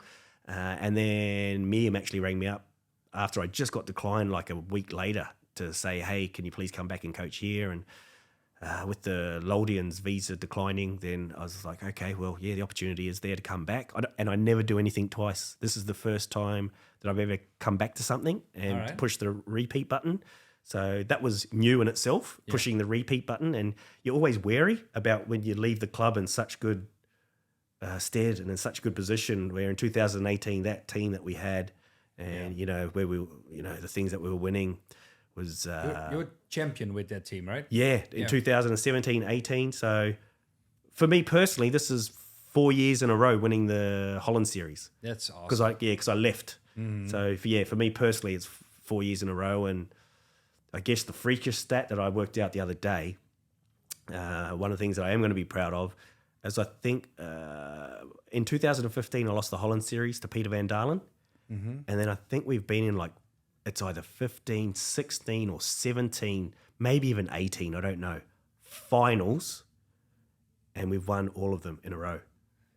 Yeah, don't get me wrong, we've lost tournaments. We've come third and fourth, but whenever we've been in a final, the 15, 16 finals we've been in, we've won all of them. That's amazing, man. I had to check it because I was like... You know what the first thing that comes in my mind now? It's mindset. Yes. Playing finals, what I was taught growing up in baseball softball is you need to learn how to win. That's a little small to say, but that's the mentality you need to win a final.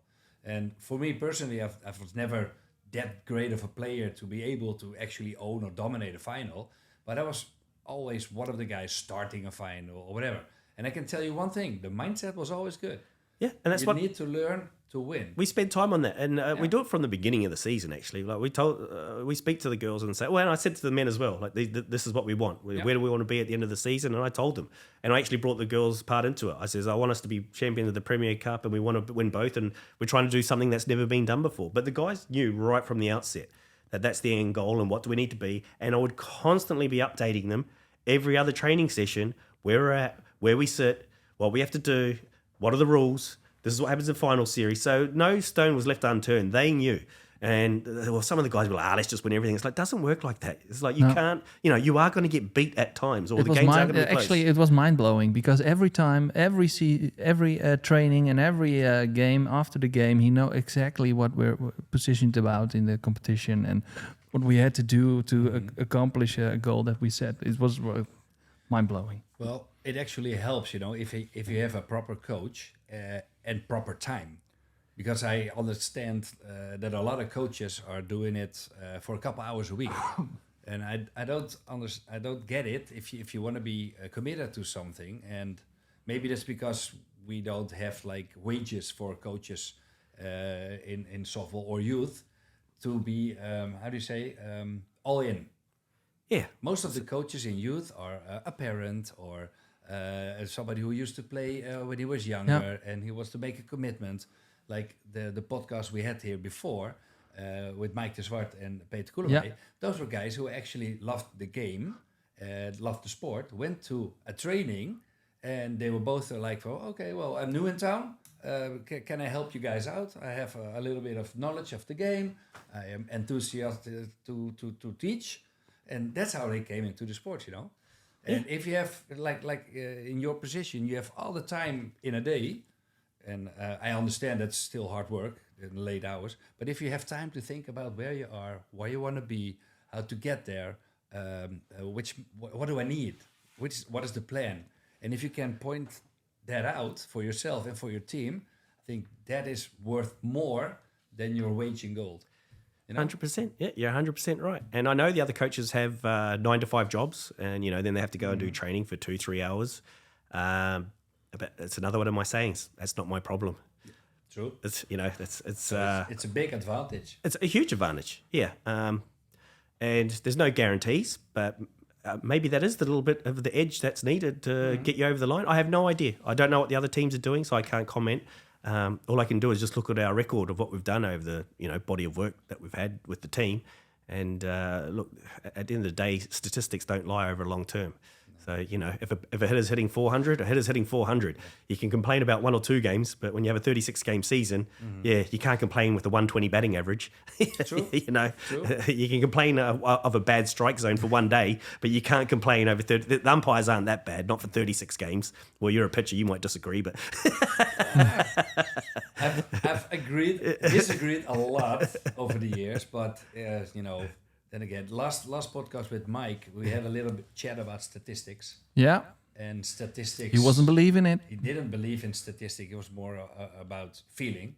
Because, for example, if your guy is hitting bombs and line drives and they all get caught by short and whatever, the guy's on the ball. But his statistics will say, okay, 0. so here's one of my philosophies. So Here we go. There we go. Yeah, Mike, listen I up. agree with that, but also disagree a little bit as well. Yeah, all right. true. So softball to me, this is one of the things I tell people, is nothing but mathematics plus human intuition. So That's the extra. yeah, it's the two. Mathematics is statistics, right? Yeah, so it's nothing but statistics plus human intuition. So you give me a whole bunch of stats, and then that's it. But then you need to go and know the player behind that and work out who can work under pressure, who can't, because there's 2 games within the game. But come on, man, you can't tell me that if he looks at the stats and they've both had 100 at-bats each and one player's hitting 400 and one's taken 130, what are you going to do? Okay, maybe if that guy can hit 130 under pressure, then yeah, you may pick the 130 player. But, that 500 player, you'd have to think that, he's got there or she's got there because they actually know how to play the game. But stats can be misleading, but then that's up to you as the coach to be able to read between the lines.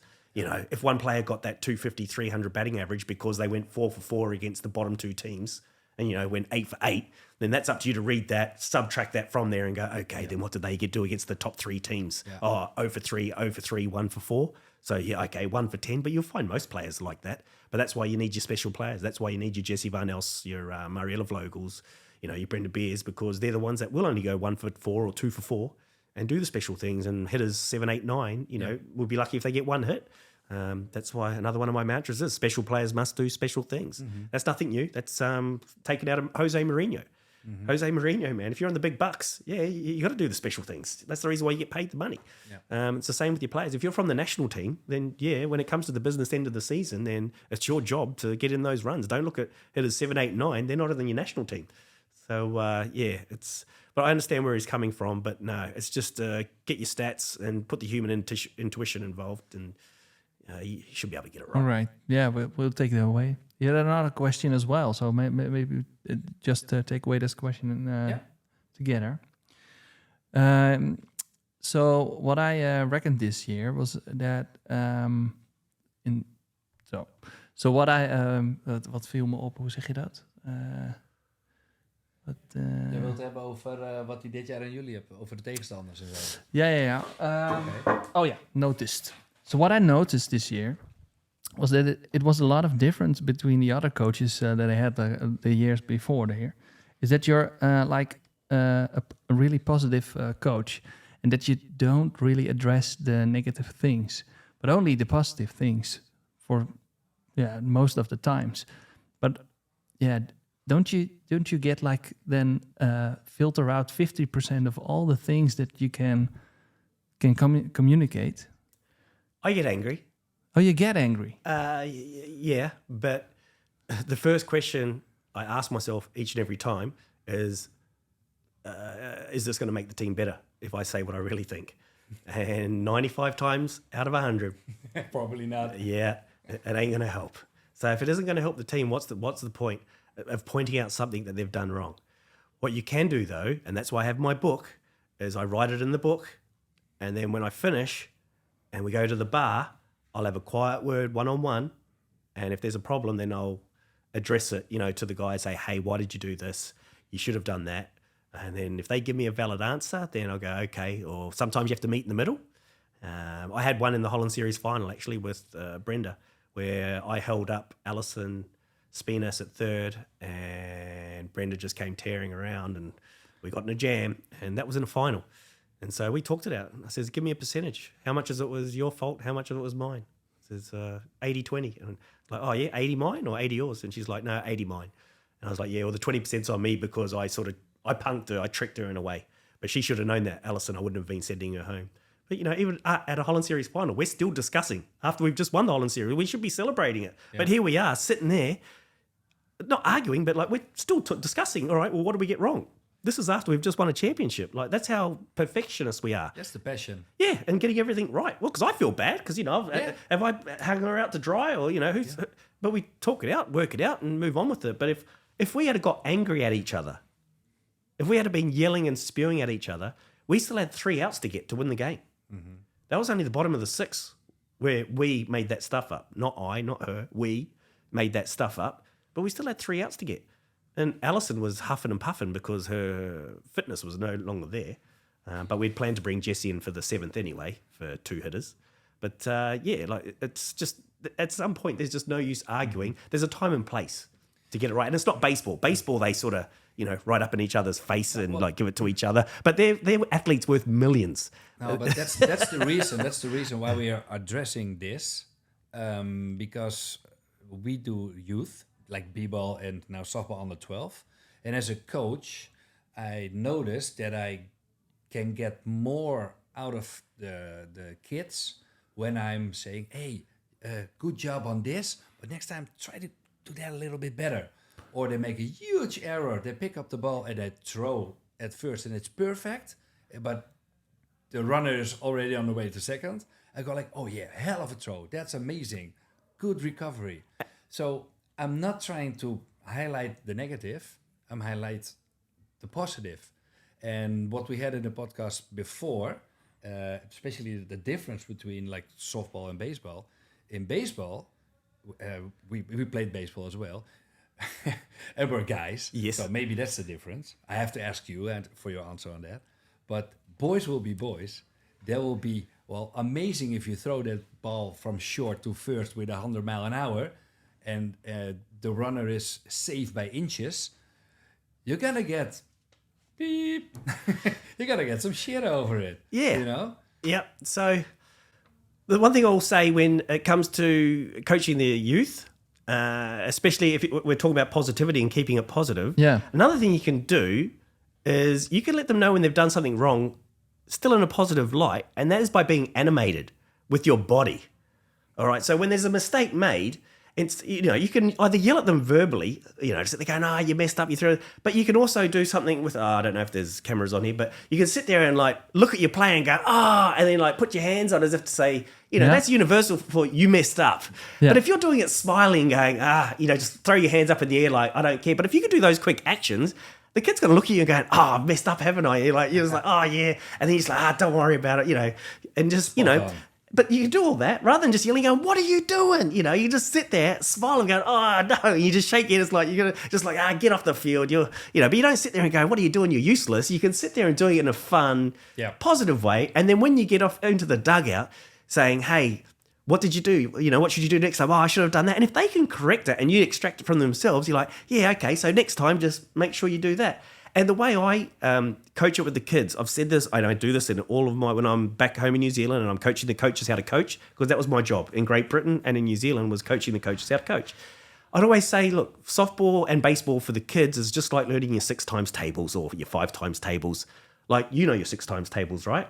Mathematics. Are you asking me now to do it? No, I'm not asking you now to do it, but you know your 5 times table now, right? Yep. I'm like, softball's like that. We all get there eventually, but when you're learning it as a kid, when you get given it and you go home And then there's that one smart-ass kid that already knows it straight away already and already knows their 7 times tables. You're like, what? We haven't even learned the 7 times tables yet.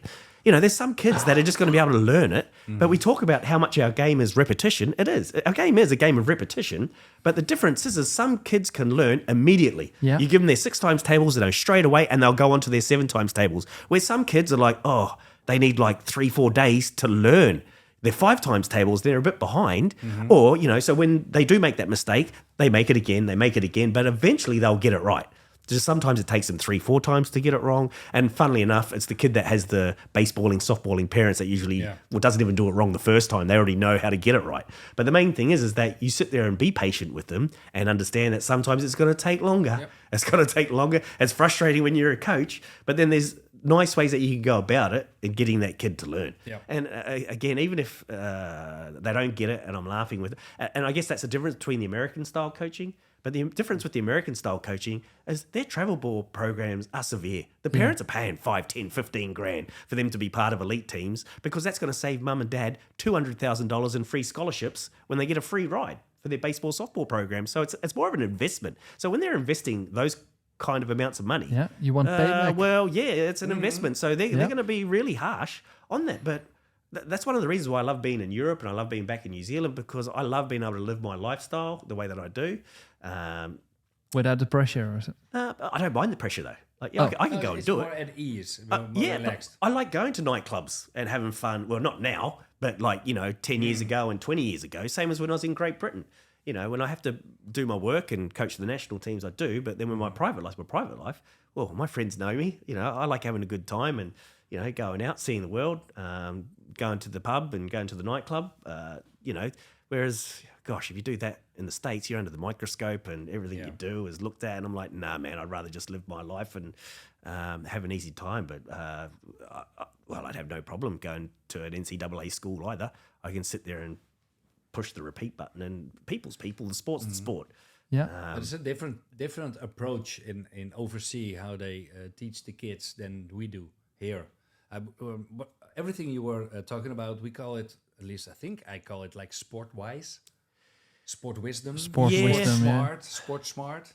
About the kids. Some kids you teach a certain drill twice and they'll be like, oh yeah, they got it. And I was talking to Reinier a couple weeks ago about... Again. I don't know when it was exactly, but it was like men versus ladies. We have this drill. We're going to start a new drill. And the last couple of years at Alkmaria, we had these girls training us. Cindy. And, Cindy. And their visa. Hold your horses. We got Cindy as well. We got Cindy as well? Yeah, there we go. How you coach the game. Oh, I know I definitely did. Before you go, I would like to ask you... Kan start it over. Mag ik hem afmaken, heel kort? Nou, nee. Oké. Dan kan ik hem niet editen. Die kan ik hem niet editen. Oké, we hebben Cindy. Ja, maar dan komt hij op een momentje. For a famous coach known to lose champions. Thanks and wish you all the best. All right, there we go. Hey, so we got Cindy as well here. There we go. Hey Stan, this is Cindy. First of all, I want to thank you a lot for sharing your softball knowledge with us. I think the Dutch softball scene has been able to learn a lot about how you coach the game. I know I definitely did. Before you go, I would like to ask you 2 fun questions of conscience, actually. 1, would you rather be a legendary player or a legendary coach? The second one, would you rather retire as a forgotten coach with a winning record or a famous coach known to lose championships? Thanks and wish you all the best. Ooh, that's a tough one, buddy. The first one's easy. The first question's easy. I never cared for playing too much. Don't get me wrong, I did. I love the game and I did like playing, but I'd never do the extras. Because like I said, I played Aussie rules, I played other touch rugby. A wide cricket. spectrum. Yeah, I played so many different sports that I never focused on one, so I never did any extra training for softball. But because I had an upbringing with it, because of my dad, I knew, you never know everything, but I knew enough to get by. So definitely as a coach, because as a coach, I'm willing to put in the time into my players because I do care about people. But as a player, no. So I'd rather be, if it's an option, a legendary coach rather than a legendary player. Cool. There's an answer. Yeah. As opposed, the next question, would I rather be forgotten about but win? Oof, because one of the things I've said to Olympia as I was leaving, I was like, all I want to do is be remembered. That's the one thing that you want to do. You just want to make sure that, when I leave, that when they're having a beer, they're like, oh, that was cool when we had Stan here for those years, and sit there going, yeah, he was fun and enjoyed a beer and, had a good time with the team. In saying that, though, I wouldn't take it at the cost of losing. Like I said to you just before, the amount of finals we won in a row, no, I'd rather take that and not be remembered. Mm-hmm. And as long as everyone else gets remembered. Yeah, well, I don't mind being the sacrificial lamb of not being remembered as long as that the players will be remembered. People and I still mention it. Eva Wortman, Danette Oosting, they are all the start of the 2015 team that got this club to where they are. Brenda Beers, Mariela Vlogels, Rachel Van Veen, that nucleus there as the players.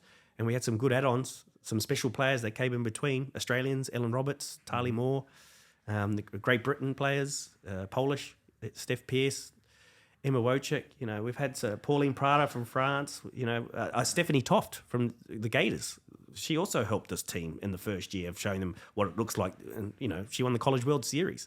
There was lots of different things that happened for us to get where we did. Yeah. Some of it's luck, but some of it we planned for. But, the softball gods, I don't believe in God, but the softball gods have been looking after us. So, it is what it is. But we sort of worked hard to get where we did as well. Great. Well, that's a lot of people that we have to tag on Facebook going on here. That'll be all right. Whoa. We'll do we were in a question and we noticed Cindy, of course. Yeah. Just to get by, you've been coaching both men and ladies, and what we experienced when we had a new drill by Cindy and Devisa is that they were explaining the drill. All the boys were listening, all the men were listening to it, and we just start doing the drill, and it went wrong a couple of times. But we start doing the drill. After like 20 minutes, we get the hang of it and we continue to play the drill. But I notice with the girls, when I explain the drill and I want to get started, they'll be like, oh, no, wait. Is it true that we're going to do this? To that person, to that person, to that person, to that? Yeah, okay. Shall we go along? Oh, no. And then the next girl is going to ask. So my question for you is, because no guy is going to tell the coach, I don't understand it. Well, maybe I do a bit, but that's my experience in it. Yes, you're born the wrong gender, mate. Yeah, I'm sorry. And actually, the girls, especially Devisa, she could get quite angry with you. Well, why don't you understand it? It is basic softball, and we were like, okay, perfect. Again, what's the difference in that? In explaining, so right. Am I on the good path? No, that's exactly what it is. And it's funny because he was like, well, I'm not saying it's the female of the team in that regard. It's the analytical one. It's the analytical one where it's just sit there, must know everything before they commence. Yeah. Why is that? I'll tell you why. It's because they don't want to look stupid. They want all the information beforehand so they can go out and try and get it right the first time rather than looking like an idiot. Whereas the guys are just like going, yeah, I'll have a crack at it. Yeah. Give me a crack and I'm going to stuff this up and then I'll eventually get it right. I'm going to flame this ball on first base. It's supposed to go to 3? Oh, yeah. Shit. Sorry. So one of the things that I tell the girls when I'm coaching them is, especially the new ones. So like I said, that's why I try and keep it simple. And then everyone, we do the same thing. And then it's pretty hard to get wrong if you're doing the first quarter of training the same. But one of the things that I try and tell them when we're doing a new drill, or if they're new to the club and it's new to them, I say, you go to the back and just be monkey see, monkey do. Watch the people in front of you and then just copy with what they do. Yeah. Don't go in the front, because if you get it wrong, then, it doesn't matter if you get it wrong. But then they just feel a bit insecure if they do get it wrong. And no one wants to be wrong. Build up. But they just, going, especially if you're coming to a team that's successful and winning. Mm-hmm. You don't want to mess up their trainings. We have a hard time sometimes attracting players to the club because they sit there and go, but you guys win a lot. And it's like, yeah, but that's why we're asking you to come here, to help us to keep winning. Yeah. A good example of that was Franca Van Dyke. She had a choice of us at another club, but then she's like, am I going to be a starter? I'm like, well, if you hit the way you did it quick the season before, put up the same statistical numbers, then yes, you are. My human intuition tells me that, yes, you're going to be a starter. Nothing's guaranteed. But like I said, judging by the mathematics plus your human intuition, this is where I see you fitting into this team. And she was the number 2 hitter at the beginning of the Holland series and had 2 RBIs in game 5 in the number 5 hole, and transferring to our club. Yeah, so that's you got to be happy when people are doing things like that. But she's another one that will want information. Going, all right, how do we do this? And has a very analytical mind in everything she does. Because she's very smart at her job. I forget what she does, but she's very good at her work. Well, so are you. I remember talking to you. Well, again, I remember talking to Rainey about one of the reasons why he wants to stop, because he's concentrating. He's concentrating on developing his business. You told me the amount, how much you want it to be. I have a chart. You have. But you were telling me your ambitions with that, and if softball has to go on the wayside, so you can concentrate on that, then all the power to you. It is just one of those ones where it's coming. So you try and explain as much as you can before you even start the drill, and I try and revisit. So a lot of the drills that I've done over the years, I don't reinvent the wheel. I go back to them, but I only have to. I have such a big sack full of drills and games that I only have to revisit them once or twice a season. But you know what I do? Maybe that's the example, not an example, a voorbeeld. Yeah, an example. Is I have 3 basic drills on a paper, and I plastified it, so it's in the game bag. Whenever I am sick or not being able to be there, a parent or any other can get into the material bag, take out one of those 3 drills, and do them, and they all know how the drill works. Actually play poker with them. Which one are we going to do? Which of the 3? That's like you said with your posture and how you explain things and how you want to keep your kids and focused and aware. I think that's the way to address the under 12, the youth, in as well as baseball and b-ball. So that's a good tip by you, and a good difference also how to talk to a group of guys or talk to a group of girls. It's different. It's a lot easier to talk to a group of guys, I can tell you that. Oh, yeah? Well, that's the discussion that we had the last couple of podcasts as well. So I'm eager to hear. Maybe not the Olympia guys. Maybe the Olympia women have had me for 6 years now, so they know how we work. But I know most of the guys. I only had them for 1 year, but I'd slowly mold them into the team that I want them. One of the things I was annoyed with the men's team this year, we just argued too much with coaches, not with coaches, with umpires amongst ourselves. And you think so? That's a boy thing. A little bit too much. Yeah, because it's a male thing, but and it happens, but it just happened a little bit too much for my liking. And we got there in the end, but it's important to have those conversations as well. You can't let it fester. It's good. That was one of the good things, is that we were confrontational for it, but sometimes, like I said, they could have actually just let it be and then talked about it after a game, not sort of like in game and stuff like that. But it happens in games. Yeah, it happens. I have a question about that. Yes. Because you were also announced to be the best coach of this year, actually, from the KNBSB. What? I haven't heard that. Yeah, you are. I'm not having but you were pronounced the best coach of. I was last year. Yeah, it was last year, but it ends still. There's a new. Have they announced it? Have they? They didn't. Not yet. Oh, you're saying that they're going to give it to me? No.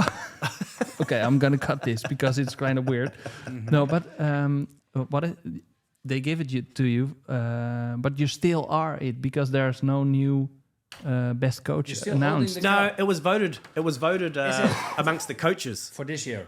For this year, yeah, the coaches got given it, which is kind of weird because it could be a popularity contest. Who won it this year? No, it hasn't been decided yet. They usually decide that. Right. Yeah, that's what I meant. Yeah. You're still it. Oh, I thought you said that it was announced or something that I wasn't this year. I was like, it hasn't been voted on yet.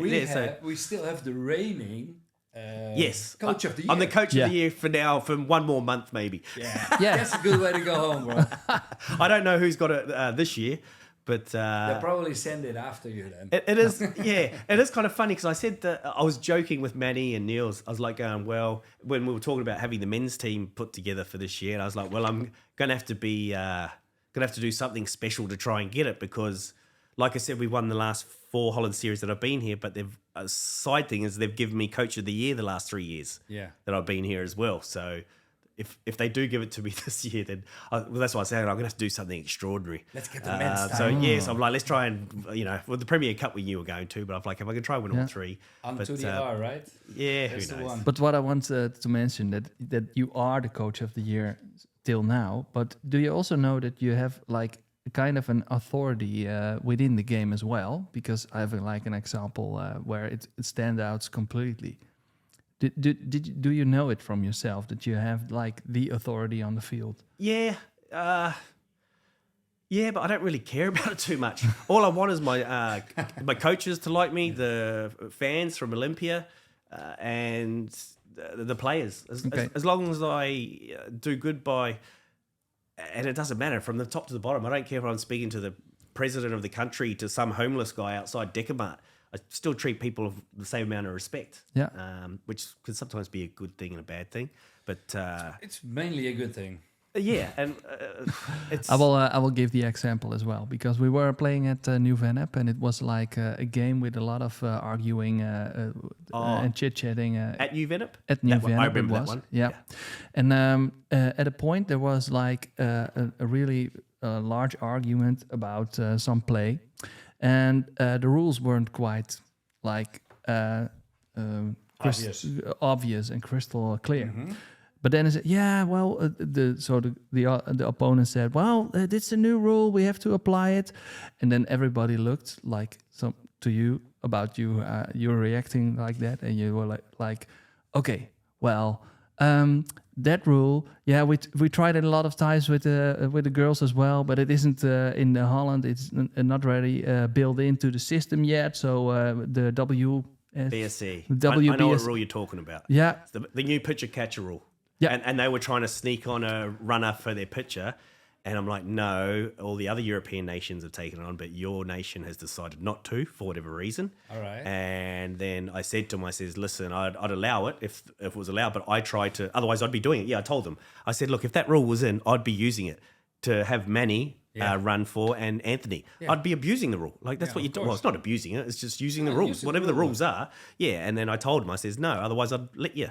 And yeah, you're right. They all looked at me and I was like, no, I can tell you now that's what's going on right now. Yeah, and the other team were, on that one. and they were looking at Stan, and they said, Okay. "Oh, okay," Yeah. and they're going back in their in their cave. Oh, good.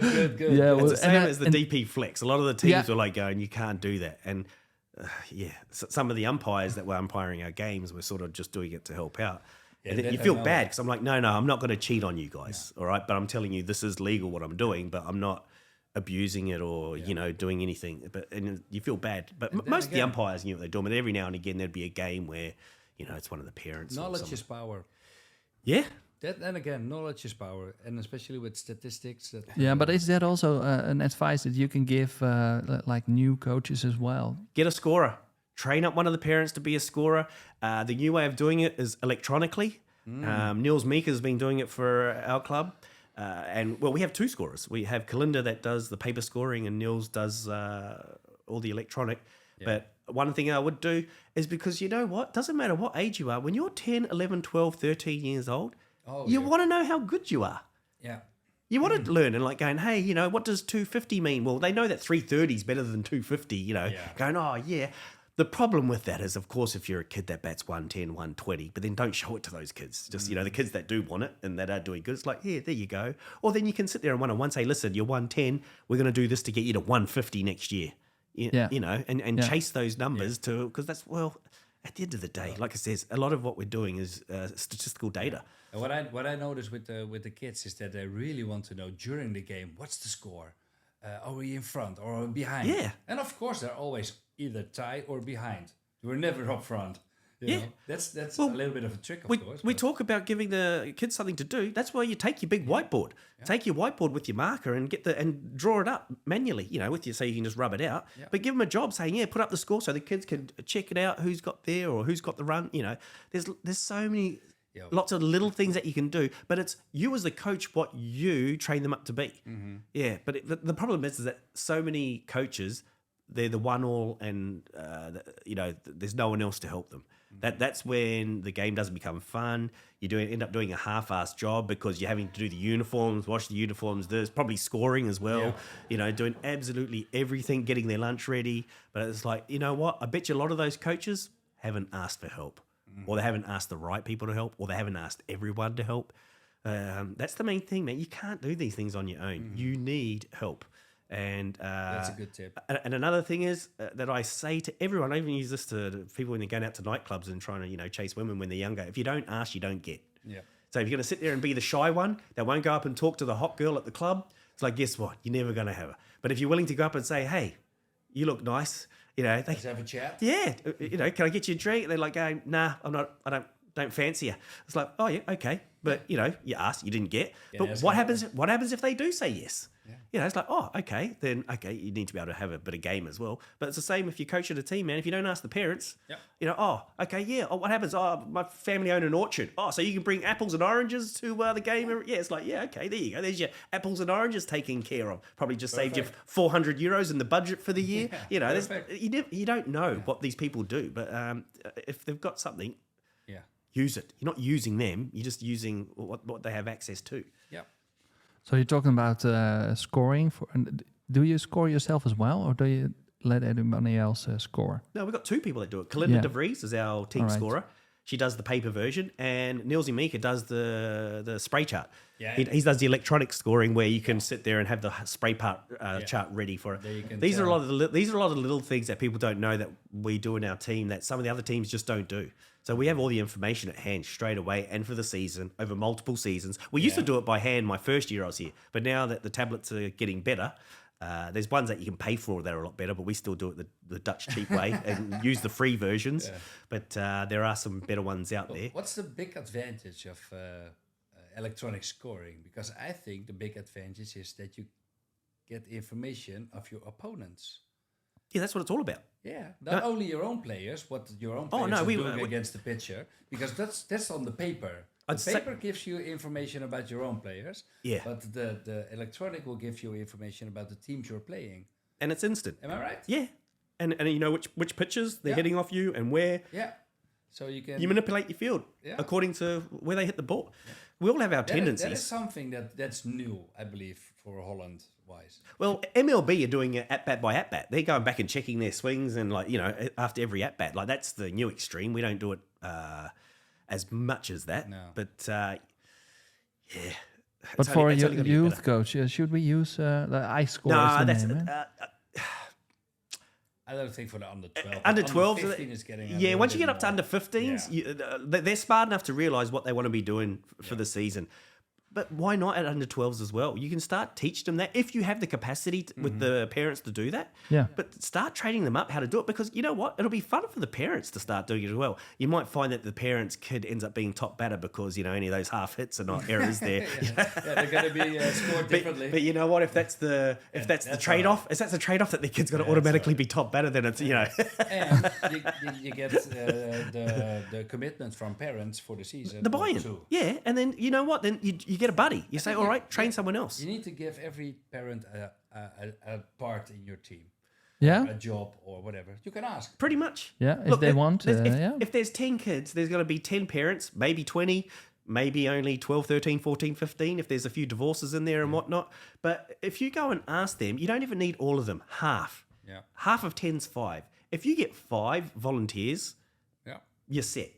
You can sit there and go, 1 assistant coach, 1 scorer, and 1 in charge of lunches, 1 in charge of transport, 1 team manager. There's just so many different roles that are needed in our sport. It's one of the best and worst things about it, is all the extra help you need. Yeah. Same as the equipment, the amount of equipment we need. It's $300 for a bat, $150 for a glove, It's not cheap. It's not a cheap sport to play. I was shocked about the prices for the mouthpieces, the guard pieces. Yeah? Yeah, man. They're like €45. 45 euros for the little field guard. It all adds up. And they need 6 in the field. Yep. That's a lot. Yeah. But then again, you know what horse riding costs you. Yeah, it's cheaper. Yeah, maybe cheaper to play softball. So I've a really small questions forward. So what are your strengths? My strengths? Yeah. People. In communication, maybe. Just knowing people. Yeah. I grew up not poor, but grew up reasonably poor, and I've lived in 9 different countries, travelled over 80. You developed some skills. Yeah, you just know people. So what are your weaknesses? Professionalism. All right. I do the. You wouldn't say. I do the minimum standards when it comes to being professional. I do it when I have to. I don't like it. Like when I'm coaching national teams, I'll cut my hair and have my hair all properly done. But that's why I love the club environment, because you still get to be yourself as much as possible. But when you're coaching your national teams, that's a good thing for me, though. It makes me be professional, but it's not my true personality. All right. And next year, what are you going to do in New Zealand? Enjoy life. Watch softball. Yeah. Maybe even go back to playing a little bit. Yeah, why not? Yeah. I'll go play some low grades. Yeah. Just the cool thing is that maybe we can even see you if there's a live broadcasting, something like that. Yeah. You know, because like 5 years ago, there wasn't on the field any broadcasting like that. Now. You can even buy now. It's called movie cams or something like that. Yeah, you can buy that stuff for like 1,500 euros, and then you can live stream. Look at him talking as if Kiwis all have 1,500 euros spare. not everyone has successful businesses like you do, mate. No, yeah, that's even in New Zealand dollars, 1,500. That's a lot of money for a lot of people. Yeah. Luckily, my family are okay now, but like there's a lot of New Zealand families that are doing it tough at the moment. Yeah. Well, hopefully they will keep getting better in the future. Right. Time will tell. Yeah. Time will tell. Okay. Talking about time. Yeah. We have a great question here, Oak. What do you see yourself in 5 years from now? You're 5 going years? back home. Yeah. Your girlfriend's coming with you. And are you married? Girlfriend just yet? Plans? She's told me her ring size. I know her ring size is 50. All right. She's told me plenty of times. You're getting there. I'm not. Well, if you had again. asked me 5-6 years ago, but we may have to get her into the country. It's pretty hard to get into New Zealand at the moment. We already got declined once, so we're applying rules, again. right? Yeah, strict rules.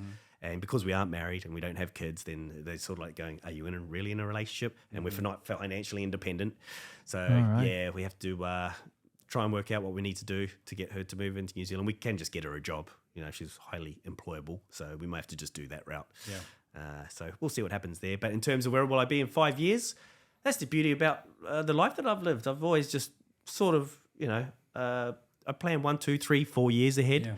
But I never really plan 5 years ahead. The last 4 year plan that I did have in place was here.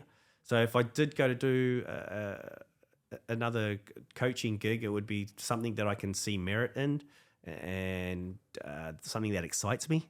But it becomes less and less now. So it's pretty hard to get excited about different coaching opportunities. What about a different sport? Yeah, one thing that has interested me is rugby league. So I was decent rugby league player. I was just too small. But again, I had the brains for rugby league.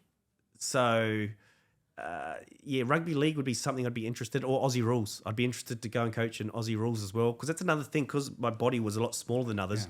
Yeah. You had to be smart, otherwise you'd be getting knocked out. So you learn all the way. Yeah, and with softball, it was easy. Like when I moved to New Zealand, in your genes. Yeah, and I moved to Auckland. The Auckland League, in my era, was ridiculous. Good. Yeah, you know all the names. A couple. Yeah, like Donny Hale, Brad Rona, Dion Nukunuku, Nathan Nukunuku, Pat Shannon, Heine Shannon, Roman Gabriel. They're just absolutely packed with talent. Oh, did I say Brad Rona? Yeah, I can't remember. Yeah, so Brad Rona was from North Harbour. TC? Thomas Cameron. Yep, from Ramblers as well. Daniel Lamb Hunt, who's playing baseball in Germany at the moment. Yeah, there's... And you played in that league with those guys. Yeah. You just got by. Yeah, I was just another player. Like I was one of the better players in my team. Unbelievable. But again, like I said, even back then I was just so used to partying, and because I was so smart, I knew I was never going to be as good as those guys. You know, I was 60 kilos. Those guys are 90 kilos, 100 kilos, 105 kilos of muscle. They just tap the ball and it goes flying over the fence. Yeah. And the good thing was I used to play centre field, so I used to sit there and just bang, and you didn't even have to go running for the ball half the time. Yeah, because if it goes up in the air, it's gone. Oh, yeah, it's gone. Or if it goes that high up, you could run. You pretty much only need one outfielder. I could run all the way to right field and left field by the time the ball drops. Yeah. But it was good fun to play against those guys. I didn't know them much. I never really socialised with them. Like I said, I was a one club man. We used to have the, I don't know if I should say that. we had very good-looking people at our club. You know, we our friends and our girlfriends' friends. So we'd always just go straight to our parties afterwards, and you know, fun. yeah, like we're a 500 club, you know, or sometimes a little bit less. Like, you know, we'd win 10, lose 10. So we would come last, but we couldn't compete with the top tier teams because we didn't have any Black Sox players in our team. But we would have guys like Rob Gray or Hayden Smith, Heater. Like, we had some good players ourselves, like, you know, really good players, but it still wasn't good enough to win the Auckland or North Harbour League. Yeah, there's just too many good players and too many good teams back then. Well, Did you do a haka? Can you do a haka? Yeah. I had to lead it for the Aussie Rules team because I've got part Maori blood in me. But it doesn't look fierce when someone's 64 kilos, leading 22 other guys. You know, I was, like I said, I was a skill player. I was small. So, yeah, I can do it. But it's not as fearsome as, like, you know, guys like Manny and people bigger than Manny doing it. Yeah. But yeah, no, I know how to do it. Everyone does. Well, not everyone, but most people know how to do it. But I just because how do you learn that? Is it something that you learn at something you school brought or up. on the street? Yeah, like all my cousins, like my dad's part Māori, but my mum's Scottish. But all my dad's brothers and sisters married more Maoris, Māoris, I should say, and Samoans and Islanders. So you look at my cousins, and they're all dark, not Antillean dark, you know, but they're you know, dark brown is the colour that you should choose.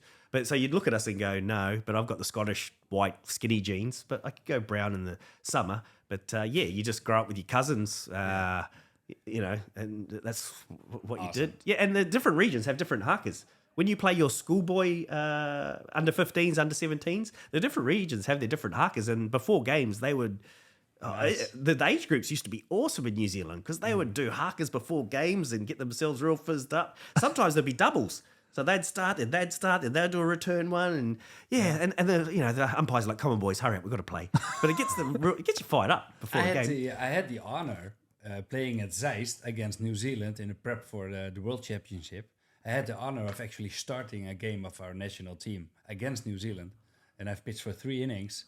And I struck out 1, but the haka in front of us, right in front of us, that was something. Yeah, that was something. And later on, I thought it should be illegal because they get so hyped up, and it was so like intimidating. They was like, "Oh man, they're already 10 runs in front," you know, 10 runs in front of us, and we had to play. If you think about it, like, you know, a couple hundred years ago is not that long ago. No. But, you know, when they used to do it, it's like you're basically going in knowing that if you fail, you die. Yeah. Well, because you're getting ready to go into battle. And so, and when you do it, you actually sort of get into a trance and you go to another place. Yeah. Like, remember I was telling you before about, like, you know, if I was to enter a boxing career, I'd know I'd have good friends to say, no, you can't. Like, if there was ever to be a chance, you know, if you do a haka beforehand, you could, you know, for a temporary amount of time, you'd think you can beat Mike Tyson. But then once you get punched in the face, it only works for so long. And that's why the frenzy, you can get yourself up into a frenzy as much as you like, but at the end of the day, you have to go and play rugby for 80 minutes. You have to go get 21 ounce in softball. So sometimes it can be detrimental because you waste, I don't like what use the word waste, but you expend a lot of energy into the haka. Whereas if a team's looking at you going, this doesn't worry me, then game on. Then you've just pretty much spent a lot of energy into the wrong direction. But if you can use it for good, then by all means. Or if it gets you into the game for the first 5 minutes in rugby or rugby league, then by all means do it. But at the end of the day, you still have to play for 80 minutes and play with a lot of skill. But in terms of tradition, it is a beautiful thing. It's a beautiful thing to watch, and it's been getting so much better over the decades. If you look at some of the hakas in the 70s and 80s, some of them were embarrassing, but they are good now. Like, really good. And it is an honour. And you can feel like, hold on, it's an advantage for them to get it. But then my argument would be, hold on, did the better team win, or did they win because of the haka? Or, you know, it's one of those ones. I can actually say the better team won. But you got your one strikeout, and guess what? You could probably tell me the whole 10-minute, you know, you could turn that into a 10-minute story, right? The one strikeout. Because I was starting as a pitcher, my shortstop and my third baseman, they made awesome plays. Yeah. So, yeah, of course. The ball Stay on got the inside. the ball got in play, and that's also... that's what you're trying to do, right? Get outs. Yeah, that's going to be hard to strike out the Black Sox guys. You just got to work out, all right, where's the safest place to pitch? That's it. The only thing I didn't want to do is throw down the pipe. Curveball didn't work. Yeah. It was awesome playing. It was a real honor, and that's something I will never forget. That's something amazing. Well, that's something I've never done. So Cool. Okay, let's do a short stop because we have a short stop because it's a word Shortstop. thing. So it's nice. Everybody laughs. So we have also a home plate here that I've you signed it already? signed. That's really great. Yeah, and we have also like a word, funny word van grapje, and we call it like the thuisplaat, the home plate. But then that woordgrapje that doesn't work in English. It doesn't work very good in English. sorry, man. Yeah, I'm sorry, but as well. But we want to know what's your favorite song, actually. Your soundtrack. My Yeah. favorite song. Yeah. It doesn't have to be related What ticks you? to coaching or My sports. favorite song is Mike and the Mechanics, The Living Years. All right. It's a soppy, slow song That's all right. from the 80s. I've just always liked it. You're an 80s guy. I am an 80s, 90s guy, yeah. I can relate to that. I like my 80s music. Cool, man. Okay. Same here. Okay, that's nice. Yeah. Do we have something like that you want to let up? Do you have some last things that you have to say to other coaches or parents that they have to know that we didn't ask you? Stick with it. It's just, there's going to be some days where you feel like you're getting nowhere. But then after a while, if you stick with it and gain knowledge from as many people as you can, the way that I explain coaching is it's either called the funnel effect or the hourglass effect. So the question is how big is your funnel or how big is your hourglass? And what I mean by that is the shape of an hourglass. Like some people can have a thin one. Now, what a thin hourglass means that you've had hardly any people to learn from. All right. But if you are lucky enough to have a large hourglass because you've learned all that information and all that sand is all your knowledge, all right, the thing that annoys me is the people that have a funnel or an hourglass that goes wide at the top and then is almost thin at the bottom. That is basically a player that has been playing for 20 years and then quits the game and does nothing and doesn't share that information. So their funnel is that. So the hourglass that I want to see is you obviously want as wide as possible to come in, and then you want it as wide as possible to go out. You want them teaching as many people as possible. So the other problem with what I'm talking about there is sometimes we have coaches that have a thin funnel or a thin hourglass, but then they go and coach everyone. Yeah. And they're coaching the wrong stuff. Yeah. All right. So what I'm trying to say is if you're a coach, try and make your hourglass or your funnel as wide as possible. And if it's thin to begin with, don't worry about it. That's why I say stick with it and increase your hourglass or your funnel and fill that up with as much information. And you know what? If that only goes to one team, then so be it. If it's thin at the bottom, but just make sure you try and fill up the top part first. And if you are starting early, like if you're asking the parents, that have only done it for their first year, then find ways to make sure they can fill up that hourglass as much as possible. There's various ways to do that. Obviously, to try and gain experience is the hardest of possible of all, but you got to find ways to fill up that hourglass so you can sit there and work out what the bottom half of your hourglass looks like. Does that make sense? Yeah. It's the easiest way I try and explain You need to it. fill it up with information. Yeah. You can get it online. You can do some trainings. You can talk to your technical committee of your club if there's ways to get you enrich your experiences. There are many ways to do that. There are And the other actually key some word I'd training. say is time. Time. Time. One Investing of those time. things is to listen to the podcast of Coach Paul, of course. Yeah.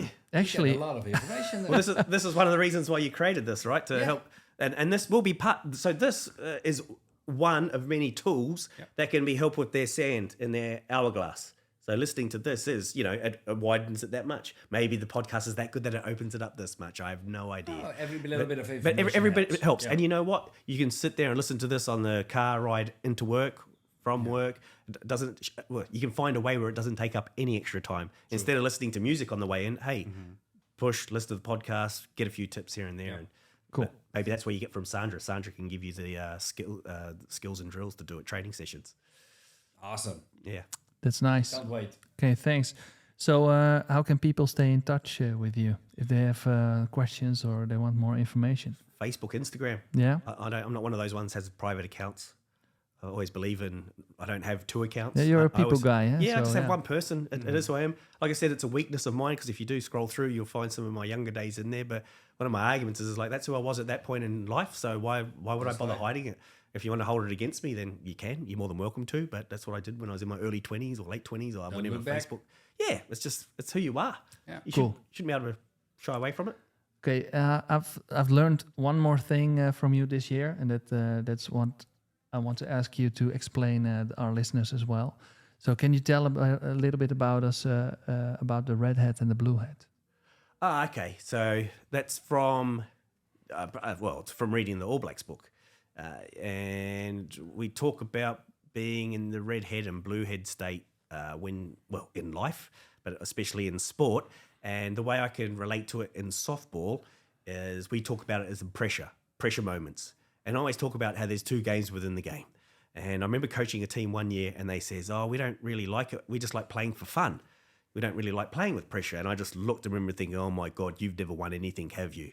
Because when you're winning a lot of big tournaments, along with it comes pressure. And the biggest pressure comes between the pitcher and catcher first, right? So what happens when pressure builds in the body? Red head. You start getting into a red head state. And then obviously the more that you can stay in a blue, calm demeanor, you're able to function better. And that's one of the things that we talk about, the Olympia way. And that's a big part of it, is us being able to perform in a blue head state of mind as long as possible. And actually, always. Like, even when we know the pressure's on, it's like absorb it, acknowledge it, work out what the next play is, and move on. It's something that I try and do with my coaching as well, not just with the playing group. You do it yourself as well, because you didn't highlight the new Venep guys as well. You just said like, well, I'm not understanding anything about this because they're talking not my language. Yeah. Yes, that's right. I forgot that moment. They're like, Stan, you got to go in and say something to this because my players were getting upset at me. Blue hat, and I'm blue like hat. going, and I'm like going, well, why am I upset? I have no idea what they're talking. They're talking papiamento. You're arguing over some small trivial stuff that's like, and they would argue about things where I'm like going, guys, they've scored 14 runs. When they've scored 14 runs, it's like there's nothing really to argue about. No. It's the same as when we complain about umpires' strike zones, but then you've made 5 errors during the game and you're worried about a ball that didn't get called on the outside of the part of the plate. It's like you need to sort out your own backyard before you start complaining about other people's. So, yeah, that happens. Again, blue head, red head state. Again, I think to myself, what getting emotional or caught up in those moments. That's a good one. Yeah, but you got to think about the next play. It's kind of like pick your battles. Yeah. Which one are you going to get full sense and which one are you going to note in your book? Yeah, but for the men's Fridays or for the women's Saturdays, it's just a reflection of the work that you do on Tuesday, Thursday night or Monday evening. Yeah. So the work gets done throughout the week. The Friday, Saturday is your chance to express what you know about the game, what you've learned about the game, what our game plan is. But we were very clear with the women's team about what our plans are. With the men's, I was trying to feel it out because I was learning the guys as we were going through the season. I was like, oh, okay. Yeah, and we had some speed in the men's team too. Like, there's some quick guys. So we were like, all right, who's the guys that we just put a ball and play and let's get them racing, let's get them stealing. And because you can create pressure by with your base running too. So you can't really create pressure. If I call it RST. So any of you coaches, young coaches out there, the term I use for base running is, are you an R, S, or T? It's easy to remember because the letters go one after the other. Yeah. The R stands for, are you a rabbit? All right, because there's more allowances for the kids that are rabbits. The S stands for just standard. All right, are you a standard runner? Are you a standard player? And the T stands for turtle. Yeah, so when we just talk about it, and the players have got to be honest with themselves. Yeah, they're like, right. no, I'm a turtle. And I'm like, well, that's okay if you're a turtle. Then you need to learn how to hit home runs. Or you need to be very, very smart on the base path. Because Mariella Vlogels was, I consider her a standard. Once she gets going, she's all right. But she knows when a ball's landing. She can tell when the ball's hit off the bat. Because there's different variations of it, right? If you're a smart base runner, but you're a turtle, it's okay. But if you're a dumb base runner and a turtle, they're coach killers, those ones. But you'll find that a lot of rabbits, though, are not the smartest base runners. because in their head, they think they can run the entire... they just think they can run everything. But they don't know where the ball's going to land, or they just think they can get to third when they can't. But when you get a rabbit with brains, they're coaches' dreams. But that's the way that I train the Olympia girls and guys up, and the kids. I don't change it. That's something I do the same with the seniors, and I do it with the kids. You know, are you a rabbit or a turtle? I'm going to take that with me. Yeah. That's a good one. And the kids. But the thing is, they joke about it. You know, and like, you know, they're on second base, and, you know, there'll be one of the players out there, and I'm looking, scouring to say, am I going to send them home? They're just like, hey, remember I'm a turtle. just remember, they'll fully put themselves, like, I think Michelle's one of them, the catcher. You know, sometimes she'll, like, you know, if she does a good base running moment, she's like, I'm a rabbit now. But they end up taking the mickey out of themselves, and you can have fun with it rather than try and hide from the fact. Going, oh no, you know, I want to be a rabbit. I know I'm a turtle, but I really want to be a rabbit. It's like, no, it's fine. There's nothing wrong with being a turtle. Usually they win the race, right? Yeah. Hey, I'll take that any day. All right. Yeah. So it is. I'll take that any day. All right. Well, thank you a lot. We're at the end of this podcast. Yeah. Thanks of enlightening us with your life story and awesome tips. I think I have like 4 or 5 pointers for next season already. And the main thing is that, in a way, I feel that I'm on the right track. You've gave me so much more info about training and about non-verbal communicating with the kids. And I think that's the way it should be, and it should be fun for everyone to do. A smile cures most things. Yeah. If you walk it in, you're smiling. When you're leaving, you're smiling. Yeah. The trick is, though, it's got to be genuine. And the only way it can be genuine is if you're enjoying your life. You've got to be enjoying your life to be smiling. That's why I'm smiling. And actually, people noticed it. Anouk van der Heuvel noticed it. She's like, Stan, you're not smiling. And it was one of those periods where I was just so tired. Yeah. And then I looked at it and I was like, you know what? You're right. And because she knows me well, she's seen me here the entire 6 years. And I just smiled and I went, wow, this smile is fake. So, yeah, make sure you're smiling, but find out a way that your life's so enjoyable that they're genuine smiles, because that'll reverberate. It'll reverberate into the kids, into the parents. Yeah. And it'll be good for everyone. Cool. Nice takeaway. Thanks, brother. Yeah, thanks a lot. All right. That's a wrap. Yeah. This was a great interview, man. I enjoyed every minute of it. Thanks. Cheers, man. This is awesome. Whew. All right. Especially on the time with the smile. Because I can really relate to the fake smile. Yeah, it's got to be genuine, man.